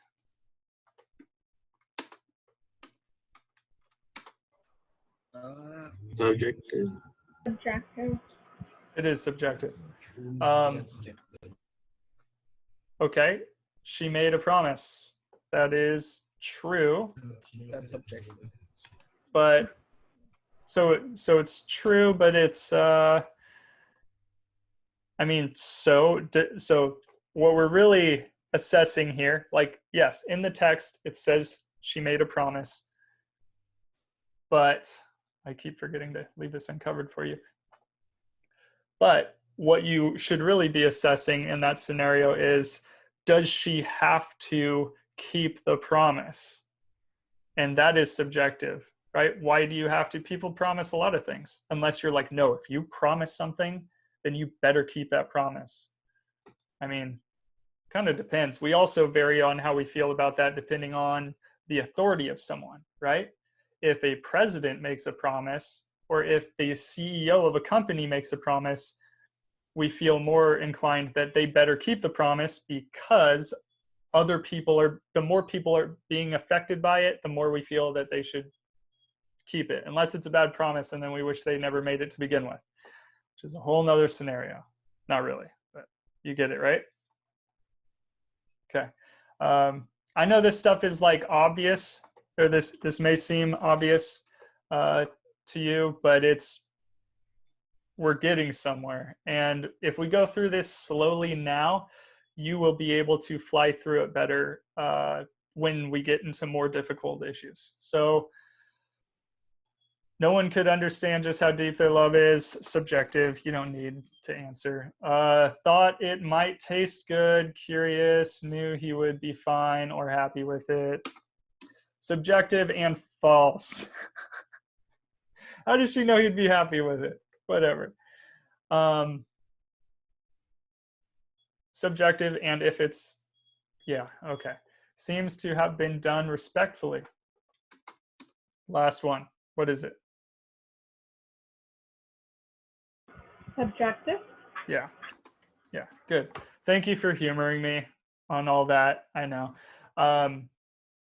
Now let's go through these. Which side has more, between the right and the wrong, which side has more objective things? More objective evidence? The right. Right. So. The right side does. And that doesn't mean it's true. That still doesn't mean it's right. What it does mean is we've done the process correctly so far. We've remembered what is in the text, right? Because this is our only source we can work with at the moment. We've remembered it, and we've gone to it. The right side is pulling from facts that are found in the text that we have to trust for this. And they're pulling the right ones. So you're already, we went through remembering, understanding, and applying. Did you see that? Mm-hmm.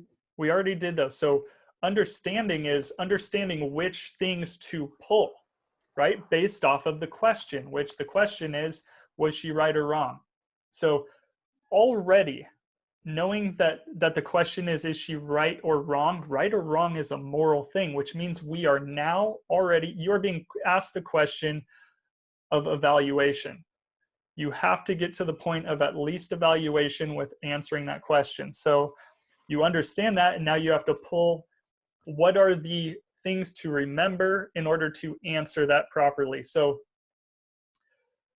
her eating after 8 mints, is that a fact that you need? No, you don't need that fact. You don't need the fact that they'd watch reruns of Melrose Place. You don't need the fact that she would actually take him to the grocery store and have him ride around in the cart. You don't need any of those facts. What you need to answer if she's right or wrong is, did anyone get hurt, right? As number one, that's a criteria. That's actually why I brought up the whole criteria thing to begin with. Was she, so think about that. If she's right or wrong, your number one criteria for that is to answer that question. If someone is right or wrong for doing something.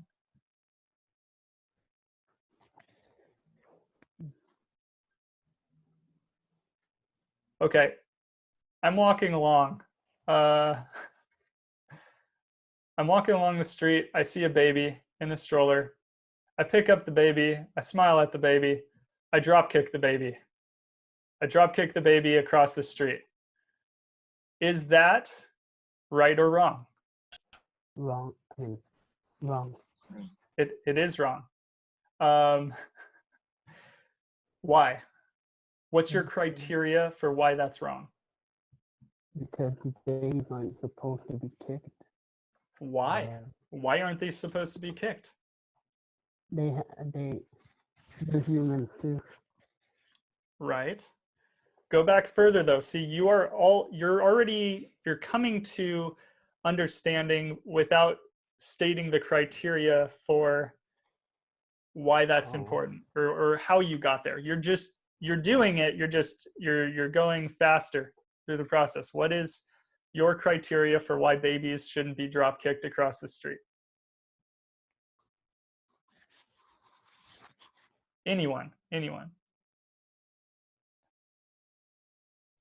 You can hurt the baby. That will hurt the baby. Thank you. I know that's like, see, you guys are trying to give me more than I'm asking for. A lot of the time, it's just asking for that simple answer, and it's not condescending, thinking that, oh, what, you can't give like a better answer. We are trying to understand what criteria is, right? Your first criteria is in that situation is the baby going to be harmed by that? Check yes.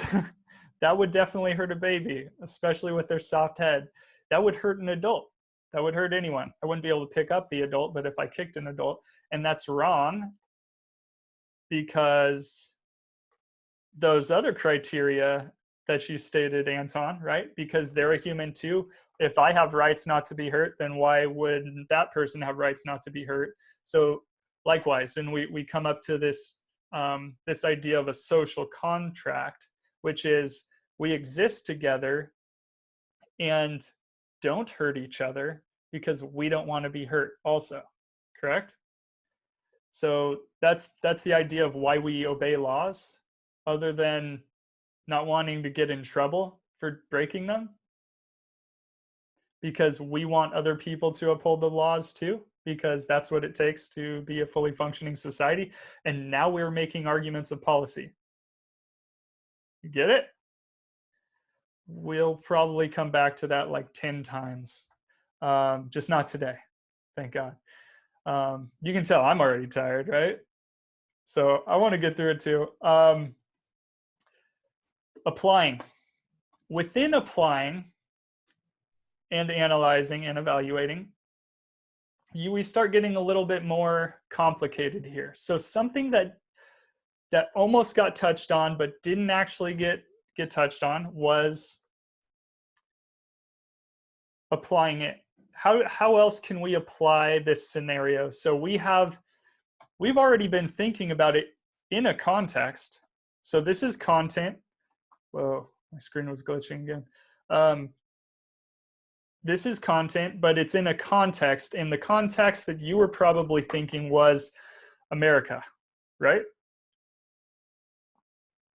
Where she's in America. I mean, she actually talks with British words like trolley. The trolley is the cart. Yeah. And I think she said one other thing, jolly. We don't say jolly here. I don't think. I don't. So whatever, say we're in America, but what happens if we apply this? Is there somewhere else that we can apply this to, which might change the decision over if she's right or wrong? Because we still actually haven't answered that question completely yet. Is there another place that we could look to tell to weigh in on the matter? So right now we've already looked at it with a perspective, but it's the perspective's here. How do we make the perspective bigger? So apply it not just to America, but somewhere else. Can anyone think of, so we talked about cultural taboos. That is a cultural taboo here for sure, because we think of cats as pets and stuff like that. But is there another place that people are totally cool with eating cats? Or possibly other things that we think of as pets? China, Wuhan. Mexico. Wuhan. Yeah. Yes. Oh, see, that's the thing. We just had all this go down. No one even knew, really, not no one, but a lot of students were like amazed when we would say stuff like that. Yeah. When we get to the point where we already understand that people eat bats in other parts of the world, thinking about eating a cat is really not really as bad. I mean, it's literally bats are flying rodents, right? So if you're willing to eat a rat, then you're probably willing, or you don't look down on eating a cat. So China, sure. Mexico, what do they eat in Mexico? Dogs. Really? I actually didn't know that. China, do they eat dogs there too? Not openly, but they do. You're saying in Mexico. Okay. I had a Repeat the question, Professor. Sorry. In China, do they eat dogs? So where else do they eat dogs? So we got Mexico. What about China? Yes. Yes, they do. Korea? No. Maybe. So what do you think the Jindo is? That's a dog breed. Supposedly, Korea is actually the one. So they'll eat dogs in China, Mexico, Polynesian islands. One of my students one semester said that his whole island, I think he was Tongan, and he said on his island the main source of protein, like meat, was dog. So, I mean, when you live on an island and you're not able to get food resources, kind of changes the scenario too. So think about that also. What happens if you don't have a source of food and you are actually going to starve? Then would you eat a cat or a dog? Does that change your answer on if it's right or wrong a little bit for your criteria? Yeah. It would, huh? Also, so we've seen. So the reason why I brought up Korea and the Jindo dog is actually that they have a dog meat trade where I think they're one of the only countries in the world that actually has it set up on an industrial level where they breed the dogs to be eaten. Also, there's a couple provinces in China that have at least one that has a dog meat festival. Have you heard of that? No. Every once in a while, it gets shown throughout like social media where people are like, save these dogs because they're, well, so now there's another scenario. She eats her cat, but her cat had a happy life, or as far as we can tell. What would you say if that animal is kept in a cage or actually tortured in the process before eating them? It would still be bad. It would definitely be bad at that point, but what's your criteria for that? That not every animal should be eaten. Just eaten? Or tortured. There we go. Now we're starting to talk about like animal and human rights. So if you eat an animal, that's one argument, or that's one thing, right? If we should or shouldn't eat animals. But torturing them, that on top of it, I'm pretty sure even people who think that it's okay to eat animals would also agree that they shouldn't be tortured, though. Because they are, especially if they're a sentient being, right? When you do you guys know what I mean by sentient? So like there's ants that, or there's plants too. Plants, they don't really have a mind, right? They grow and they move, but they do move over time. What do you think's happening when they grow? Have you ever seen slow motion of that? Like, it's technically movement. There's there's animals that are on a smaller level that you see, but then you got like horses or elephants or blue whales or a dog, right? And there's like levels of intelligence in these beings, right? Do you think cows are unintelligent beings? No. No. No. Also, kind of depends on how you treat the animal too. Have you ever has anyone ever described their dog as being just dumb? Like to you? Oh, they're just a dumb dog. Okay. Have you ever known anyone who treats their dog like a member of their family, like like a person practically? Yeah. Have you noticed have you ever tried to correlate like the difference in intelligence of those animals, even if it's the same breed? Now, if we're talking breeds of dogs, there are different levels of intelligence there, right? Like if you're comparing an Italian hound, they're at like a 3 out of 10, 3 out of 10 in intelligence, and a German Shepherd, which is at like a 9 or a 10 when you're comparing dog breeds. And that's because one was bred for one reason and one was bred for another reason, intelligence being a really important factor for German Shepherds, and then cuteness and smallness being a factor for the Italian Hound, right? So Italian Hounds are pretty dumb. It's really difficult to potty train them. And yet, if you compare an Italian Hound that has been treated like a member of the family as opposed to like Jenna Marbles, does anyone know who that is? She's like a YouTuber. Yeah. Yeah. Seen her dogs. They're really cute. Yeah, super cute. Obviously, that's an Italian Hound. That dog is probably more intelligent than someone who keeps their Italian Hound outdoors and doesn't communicate with them or anything like that too. So there's levels of intelligence that way. We got way far off the topic. I apologize for that, but it is actually applicable because we're still talking about criteria here. So intelligence, levels of intelligence, shouldn't that factor into if how an animal feels pain? Do you think ants feel pain? It's not going to be the same way you feel pain or a horse feels pain, that's for sure. So ideas of torture and rights of beings, your criteria for that might have to do with their intelligence and their capability of feeling. Maybe? Would you say that that's a good way to go about that?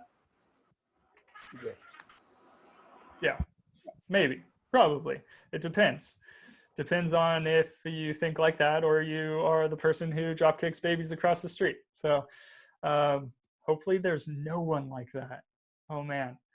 Anyway, what we're trying to do here is we're trying to wrestle with subjective things, but as objectively as possible. And so right here, we've now given ourselves scenarios, different ways of applying the situation to try and see, well, would this be right or wrong in other areas? Let's flip the script on us. Are there things that we eat here that other people in the world would be offended by? Because we are offended by someone eating a cat. And yet in other parts of the world, sorry, one quick thing. I was walking down the street in China. This is real. And have you ever been to a Chinese restaurant and you see like a glazed duck hanging in the window? Yeah. Yeah. Okay. I saw a glazed half of a dog hanging in the window. And I was offended. But I mean, I also don't know if see, so there's complications there. Also, it doesn't help that dog looks exactly like my dog. The dogs that they eat in China, that's kind of what my dog looks like, which is like a dingo. She pretty much just looks like a dingo. She's a mutt. Anyway, are there things that we eat here that other parts of the world would be offended by? Sorry, go on. Not all at once, but please answer. Anyone? Pork. What? Pig, pork, right? Pork. Pork, swine. You are correct. Where and or who and why? In Arab countries, they don't. I think they don't do it because it's against their religion, right? That's right. Their criteria is Abrahamic law. Well, so it's Islam, but it's based off of who else doesn't eat pork for religious reasons. Well, you said Arab, right? So, I mean, close to Muslim, right? So Muslims, but who else doesn't eat pork? Anyone know? Vegetarian? No. Well, sure. For religious reasons, though. Jews? Jewish people? Jewish people don't eat pork either. So within all that, like the Old Testament, God commanded the people not to eat pork. For among many other things, they're also not supposed to eat the blood. So the way that you prepare the meat is super important too. So same father Abraham had many sons. That's a song that none of us learned, but it's the same, right? Abraham had 2 kids, and then from them came the Jewish faith and the Islamic faith eventually, and both of them adhere to this same thing, which is don't eat pork and don't drink the blood of animals, or don't like strangle it. See, in America, to like make the meat nice and juicy, we tend to kill the animal, slaughter the animal in a way where it kind of will sit in the blood a little bit more. You see, this already sounds gross, right? None of you slaughter your own meat, right? Which might give you a different perspective on, if you actually saw the meat industry, if you would still eat meat or not. So the thing with that, right, is there's religious reasons, which is criteria, and someone would be offended by that. Do we eat bacon? I eat bacon. Yeah, a lot. Is anyone here one of those people that just like puts bacon on and in everything? Yeah. I don't mind it. Right. Did some of you guys venture there? I have an issue. My subjective criteria is that I really don't like mixing sweet and savory together. So there are exceptions. Barbecue sauce does still work for me, but like if something's supposed to be savory, like I hate pineapple on pizza. I'm sorry if you're offended. I actually don't care if you're offended. I don't like pineapple on a burger. My wife loves both of those. So whatever. I didn't know before we got married, so I'm messing around. But you get that, how there's criteria for each of those things. Now that doesn't matter to you, right? That's not an issue that we're talking about here, unless you really want to analyze if that's a right or wrong viewpoint, because you're making a moral evaluation here, right? That's a moral evaluation. So let's see. I'm getting tired of hearing myself. Where were we at? So we have all of this stuff.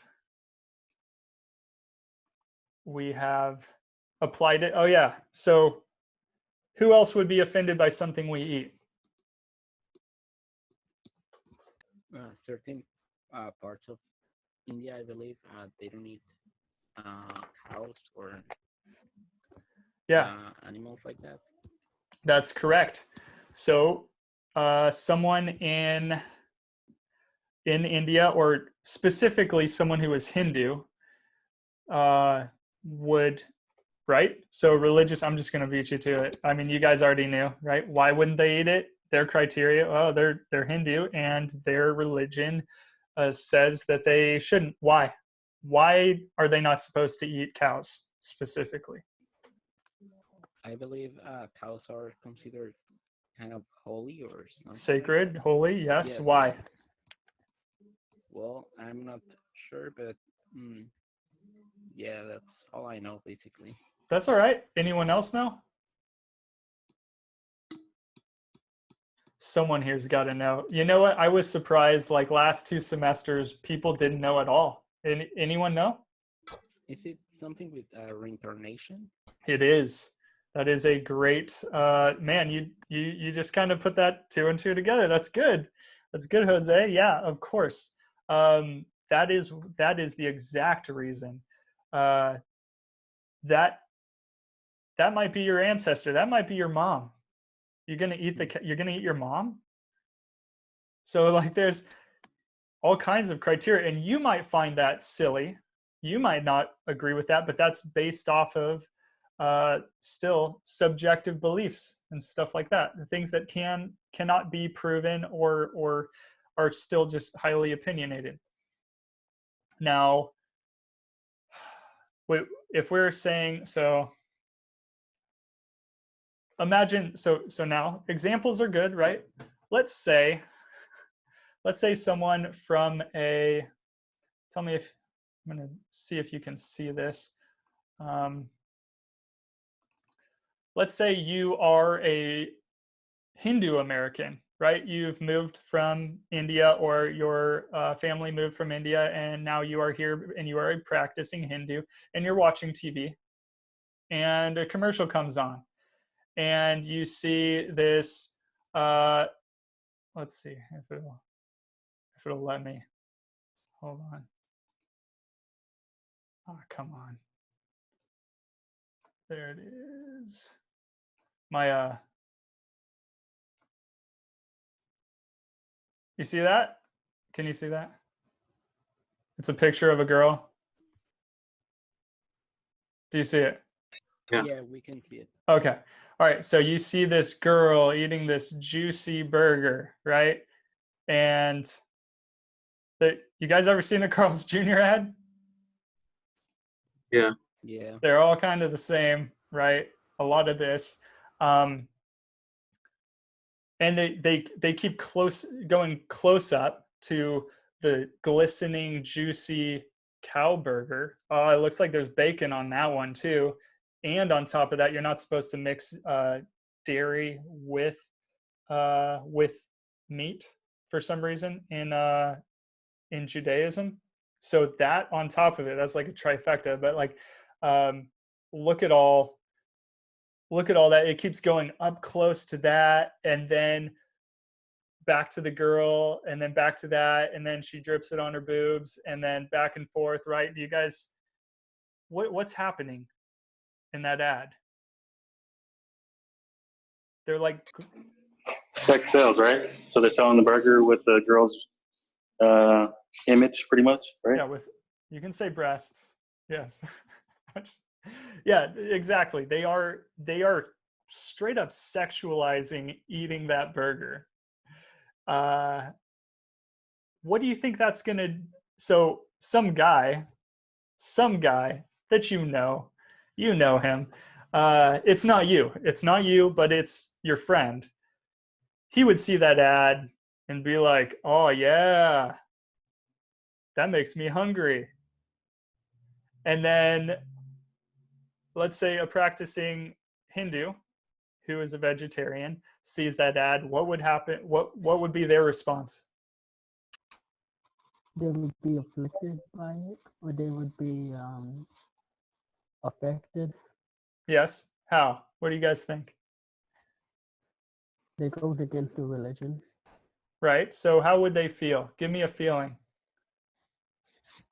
They feel anger towards it. Yeah, they might be angry, or they might be offended and nauseated, disgusted, or whatever. Huh? No, disgusted. Yeah, disgust. That's a strong emotion. Okay, so you guys get the point, right? The difference. You have probably seen or thought of or eaten a burger or whatever, any of that stuff, a burger loaded up with bacon and everything, and been like just so excited about that, or happy, just like that was a good meal. This tastes so good. You never even thought about any of those other variables and the other perspectives that are out there on it, right? I've totally done that. I do it like maybe like once every couple weeks. I don't go out for food. My wife makes really awesome dinners, and we're poor, so there's that. But when we do, right, when we go out, I'm not thinking about all those other perspectives. Now, if I wanted to, like, ruin my meal over it, then yeah, I could, but I'm not. Right? Because it would be really easy to ruin your meal a bit, don't you think? Yeah, thinking about all those things, yeah, it will be Sure. hard. So what would be, so let's look at another, so analyzing, we just analyzed the crap out of this, didn't we? Like breaking it down, but we're breaking it down into moral criteria that we're analyzing based off of facts. So it's stuff down here on the pyramid, and then, but it's still variables that we have to consider.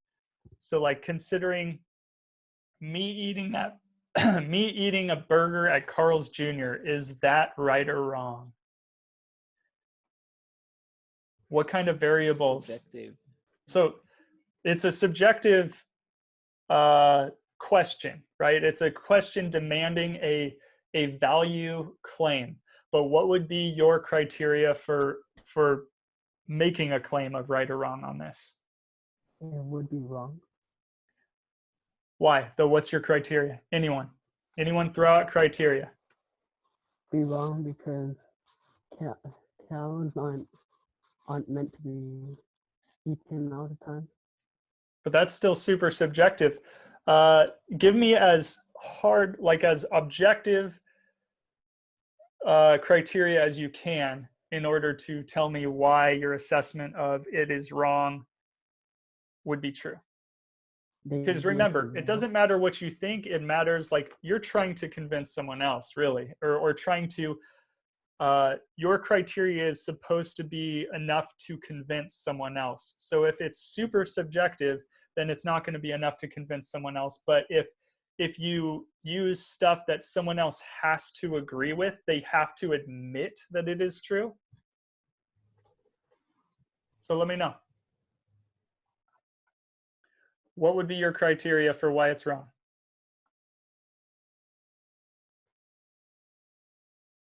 It can offend some people.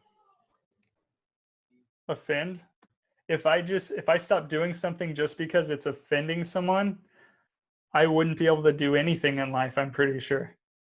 I could wear a mask or not wear a mask and still offend someone, right? Anyone try to go to the beach in Orange County and pull out your mask and have people look at you like you're a complete idiot? Yeah, Yeah. especially at Newport. Oh, Newport, super. Huntington Beach. I went down to, yeah, Huntington like a month or two ago, and everyone was looking at me like, because I didn't know. Anyway, I mean, if you're far enough away from, see, we're going over that's criteria. When can you get away with not wearing your mask? Well, how far do you think you should be away from people? Why? All those things are criteria apart from law, right? So all of that gets factored in. See how we're starting to apply things that do affect us now? But just talking about the burger doesn't really affect you. You're like, I don't give a crap. I do Uber Eats, or whatever, Postmates, and people just bring me my food and I eat it in peace and don't judge me and don't look at me while I eat and blah, blah, blah. But if you're talking about this on like a moral level, which, I mean, we're going to get to that point very quickly in our essays, but in our class conversations about why something is right or wrong, that's pretty much going to be our fixation over everything. And it has to be you have to make an argument in such a way that other people have to agree with you, or otherwise, you already agree with it yourself. What's the point in even bringing it up if you're not trying to persuade someone else of the same thing? So I'm at Carl's Jr. I'm eating a burger. The variable in the burger is probably the meat. What could make it wrong? So Hector lives a good life. How was that cow treated?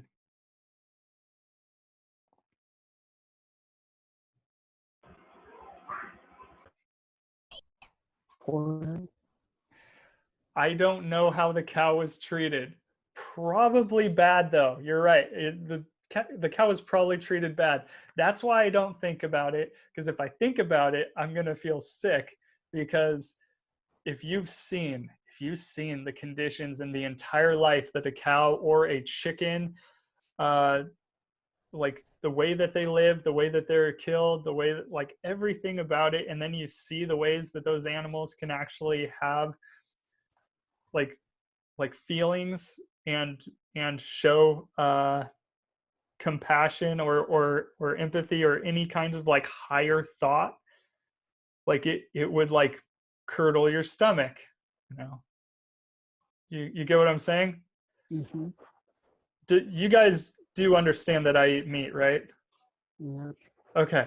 So I'm just saying, because it kind of sounds like I'm making some vegetarian or vegan arguments here, but I'm definitely not a vegan or a yeah. Anyway, I think you guys get the point. I think we got through it all, at least this scenario. And you guys need a break. I need a break, and I know we go till. So look, all the only thing that we're going to do left in class now, I mean, unless you guys have any more questions about this before we go on break, but after break, we're just going to talk about the homework that's to come and any other stuff that to wrap it up. So does that make sense? I mean, there's still like 45 minutes of class left, but we're going to take a break for like 10 minutes, and then that'll be like 35 minutes of class. So, or 30, because it's, I mean, okay, you guys get it, right? So not that much left in class, but you definitely need a break. Like, I'm sweating in my room at this point, so I need to like walk around, air out my pits. Any other questions before we take a break and then come back just to deal with what to do next in class? Yeah, there's one more question. Yeah. What do you got, Anton? I know you said criteria, so we have to ask ourselves, like, if we want to go on the topic that we're going to write, we have to follow the same old steps that we're doing in this one, right? Like, so for the criteria. This is a tool for you, right? I'm really glad you asked that. You're not going to necessarily have to do all of that exactly the same way for this next homework assignment or anything, but you will, you'll have to use this throughout the class. Like, think about it like this. Have you ever had an essay prompt, written like 2 sentences, and then been like, yeah, I have nothing else to say. I've said it all. I've said everything I need to say about it. 2 sentences. This is how you get a full essay out of something, right? Is proving it like this. So I'm going to, some prompts are going to ask for less.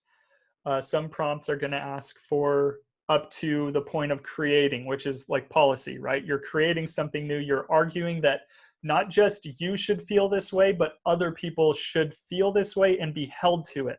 Do you see how that's a good definition for policy? Okay. Get it? Huh? Let's say I want to write about why people should read. I have to make a claim like, you know, most people who do it this and that. Yeah. Something like that. Yes. Yeah. Pretty much. Okay. Yeah, you would definitely want to present facts. Always want to present facts, even if you're making a value argument, a subjective claim. You still want to support it with as many facts as possible. Otherwise, no one's going to agree with you except for the people who already agreed with you. And what's the point in that? Then it's just a bunch of people in the same room patting each other on the back for already believing the thing they do, which is what your social media feed is. Probably. Maybe not you, but your friend. All right. Any other questions? That was really good, actually, Anton. Anyone else before we take the break? Cool. All right. I'm sorry that you guys can chime in and be like, hey, can we take our break?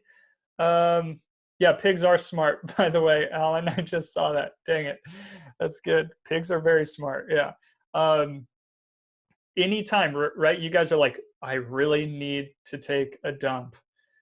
Can we go on a break? I get it. You guys could just pause your mic and go do that. And please don't tell me if that is what you do, but still, it helps to take the break. To be able to like scream into the air and be like, why won't this guy shut up? Yeah. Okay.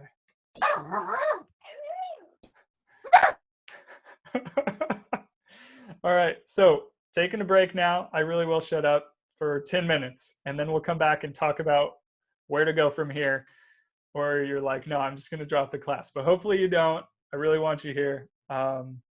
So it is, look at that. It's 12:38. Be back at 12:50. So you get 12 minutes. But try to, like, we're going to try and like get everything you need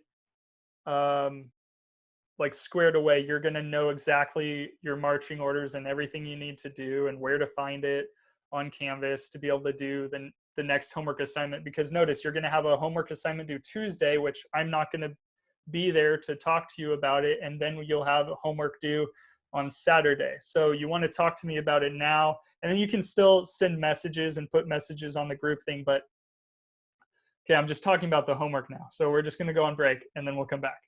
Okay, I'm back. Okay, so we've got this document, right? This is now a resource. If you're trying to interpret a prompt or something like that, and there's language in it, like the definition up here, judgment, that's evaluation, isn't it? But to get to that point, you have to do all the crap we just did, and maybe it doesn't take you 4 hours to do it.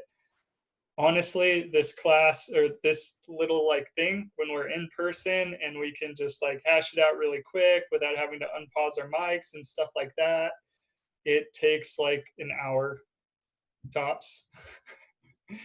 I mean, we did go a little deeper on some things, but honestly, this is like you getting some materials, some tools that I didn't necessarily put up well, like you can see that, right? So you did write stuff down, yes, for your notes? Did you get notes of stuff? Things? Cool.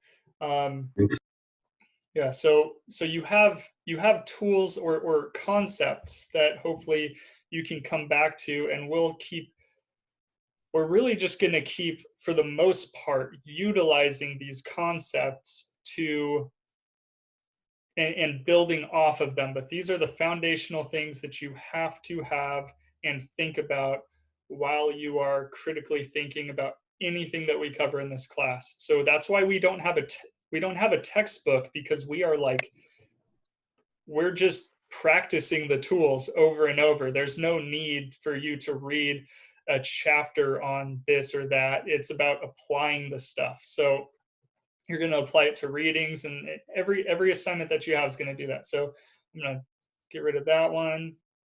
We already did this. Any of this stuff that I put up on the screen should be a document on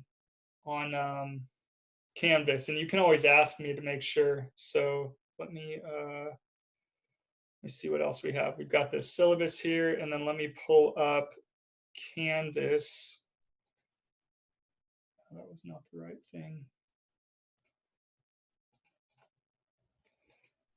Okay, can you see the Canvas page? Yeah. Yes.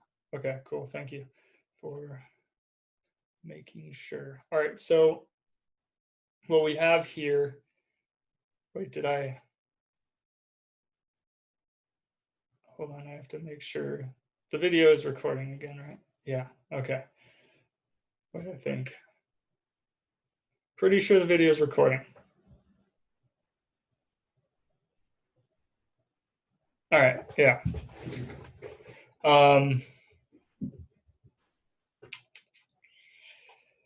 Damn it, I'm not sure. Hold on. There's a recording on the top. Oh, it does tell you? On my screen. Okay, cool. Okay, so you see the screen? Or this? Yeah. Okay. All right, cool. So you got your syllabus. You already have that. So you go to the bottom and you see the next assignment, so we talked about cats, critical thinking with cats. And there's a couple of these videos here. If you haven't watched the syllabus video or done the syllabus quiz yet, do that. Do the syllabus quiz. I mean, if you can answer the questions from the syllabus quiz by just reading the syllabus, then you don't have to watch the video. I don't want to like force you to watch anything that you don't need, but there's some important stuff or concepts that do come up, or another way of practicing this stuff, like in the Road Not Taken video. And the most important thing that's like that's obviously clickbait title, but it's I think it is important, especially to have the right mindset when going into projects. It's not about trying to find the easiest way around doing these exercises. It's about going through, and that doesn't mean 4 hours. That's just me dragging it out because of complications with technology, and I apologize for that. Also, you guys could answer faster. I don't know. So what you have here for Tuesday, you need to read Plato's Cave and respond, do a reading response, and then of course submit the RLD notes from today. And you might take a couple notes on the Plato's Cave thing, but I don't know if you're going to have that much. So it's mainly for what was today, or maybe any of the other videos. The other thing I probably should have showed you. Well, first let's finish here. So we're in student view. So you go to week 2, because this is in week 2. So Tuesday, you've got your RLD notes can be submitted here. You've got Plato's Cave reading, and then so you click on this and you print it out, or you download it and you highlight and do whatever you can through the PDF. Or I guess it's a doc, so I guess you can underline stuff that way too. So you can either like put that file link back up there, or you can take a picture of the reading and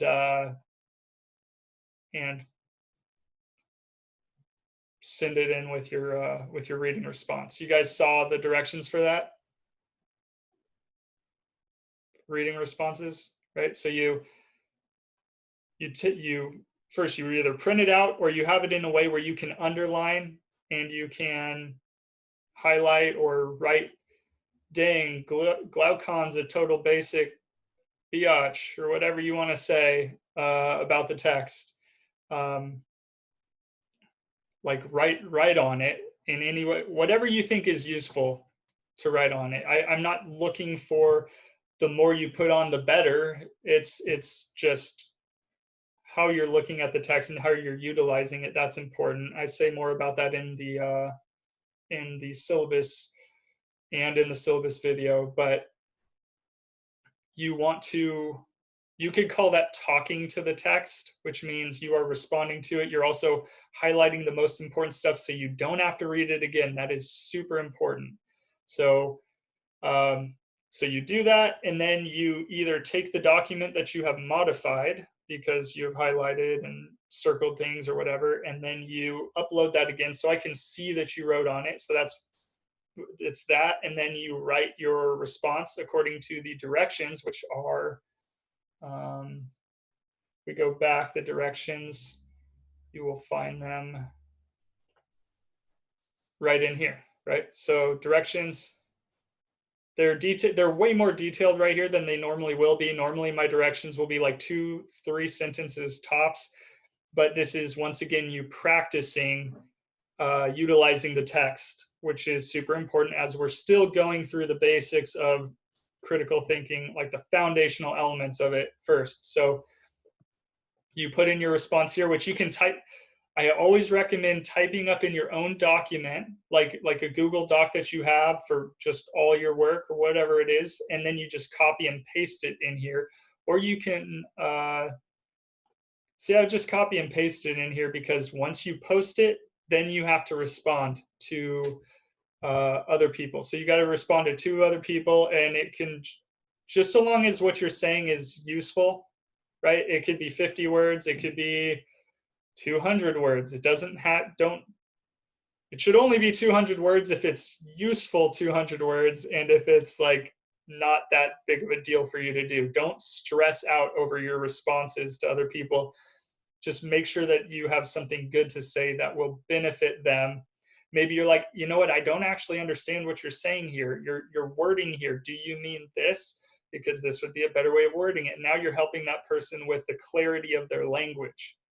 So that would be more along the lines of stylistic help as opposed to referring to the content. But most of your responses to people will probably be about the content. Oh, weird, you got that metaphor out of it. I actually got this other metaphor and I feel like it applies better. Or, oh, that's a really good metaphor. This is what, you know. You could even extend that further than the way that you go with it. See how you're adding something. So I already expressed that in the other video, whatever. But so always make sure you attach it, post it, and then whatever responses are there, just limit. If there's already 4 responses to someone's post, just move to someone else's. You don't want to just like, plus you want to say something different. If someone else has already commented on the same thing, don't say, yes, I agree with them.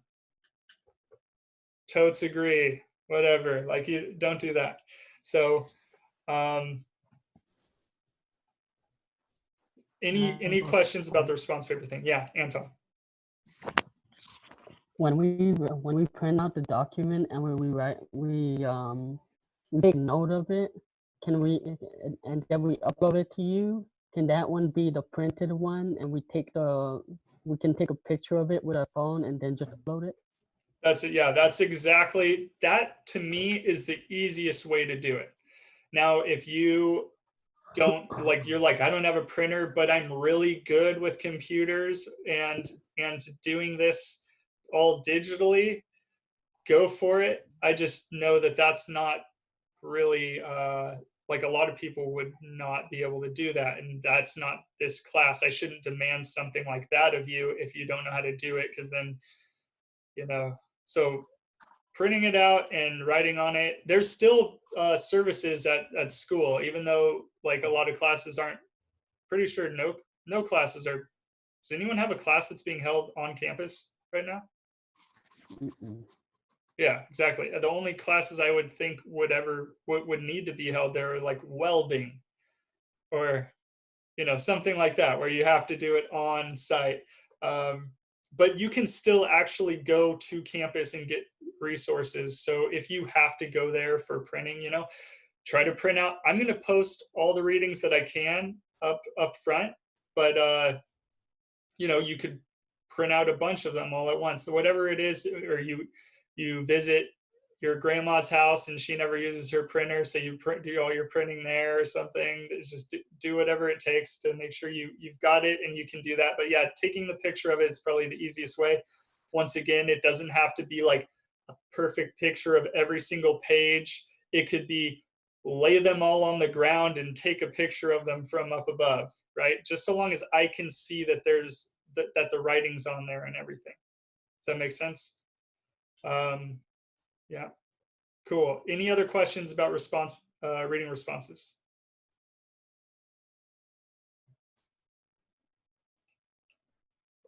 All right. So you have that one that's due Tuesday. It's really hard to do this when we only meet once a week. I normally do not like teaching 1 day a week classes, but we got to make it work. So I'm going to also try to upload videos that you can watch. So that was the thing we were going to do. We were going to kind of vote on it. I think I'm going to have to take a little bit more time to word that for you guys and to make the poll correctly so you guys can take a poll on it. So, but I mean, this is exhausting, right? Is anyone exhausted at this point, just sitting looking at me on a screen for 4 hours? I don't take offense. I'm exhausted. This is like rough, seriously rough. And I don't want to drag anything out. So here's another thing. You can't view it in this. Let me just leave student mode. All right, so down here, critical thinking with cats. Oh, weird. Oh, no. Yeah.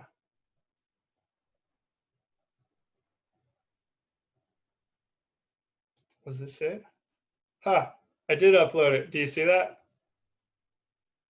You see the video at all? Yeah. Okay. So this is my clickbait title, but this is the exercise done in class. And if you look at the video, it is, if you can't watch it on here, right? The volume didn't do anything when it started playing, but this is 1 hour and 8 minutes. And we covered a little bit more right now, but I also covered more in this video that we didn't get to because it really just goes with however the class goes and however you guys kind of point us in what direction.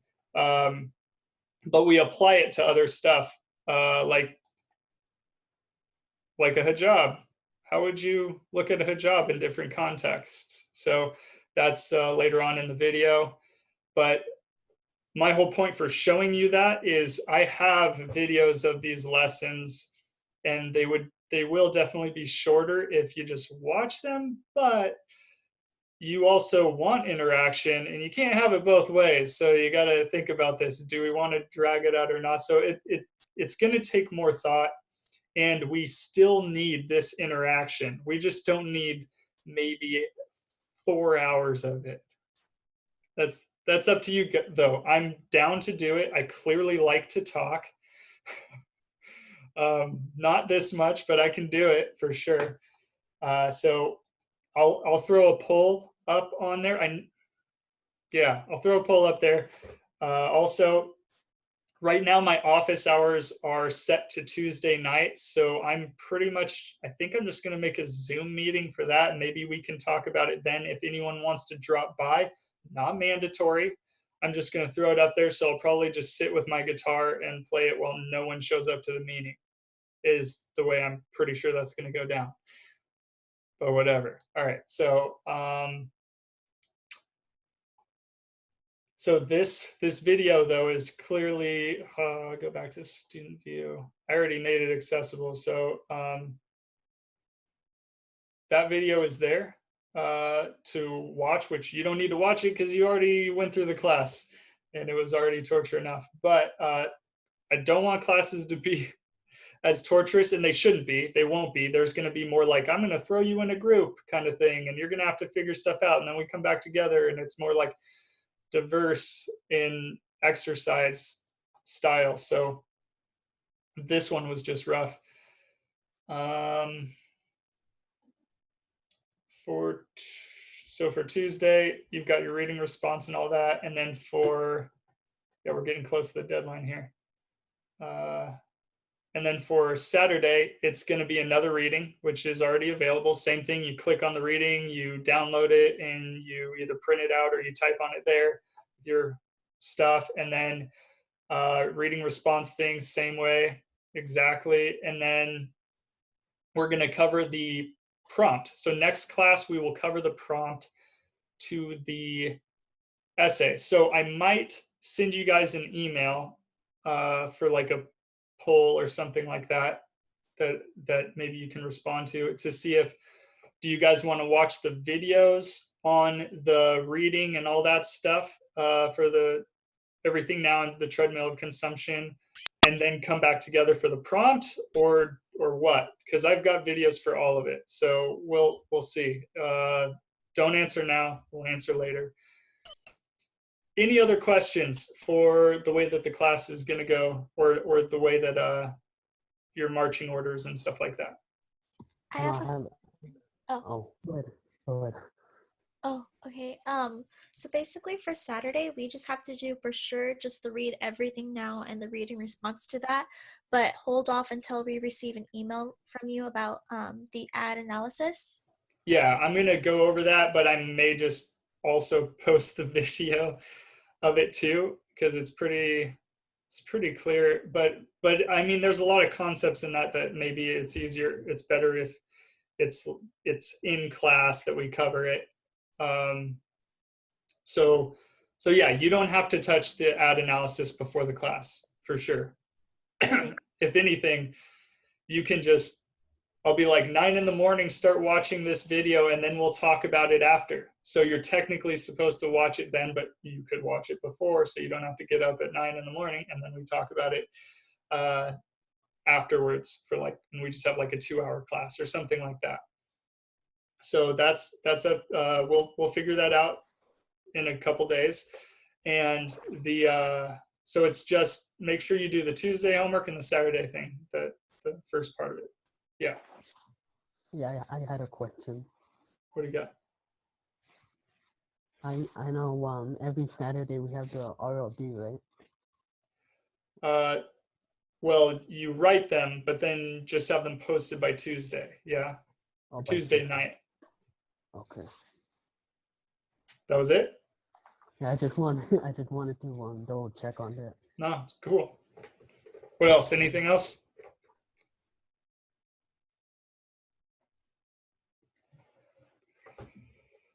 All right. Don't worry, I want to be out of here too. I feel like I'm gonna think of something. Oh, one more thing. So I'm gonna make this available. So I have to get out of student mode. If you do struggle with building content, so the thing is, with a summary, you're supposed to summarize the text of Plato's Cave. What's in a summary?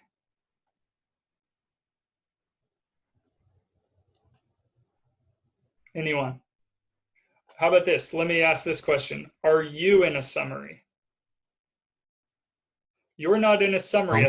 Yeah, good. You're not in a summary. You are just summarizing what that person said. Your opinion is not there at all, right? So you're trying to get the content, the thing that person is saying in as few words as possible. They may be your words, but they're their ideas. Yeah?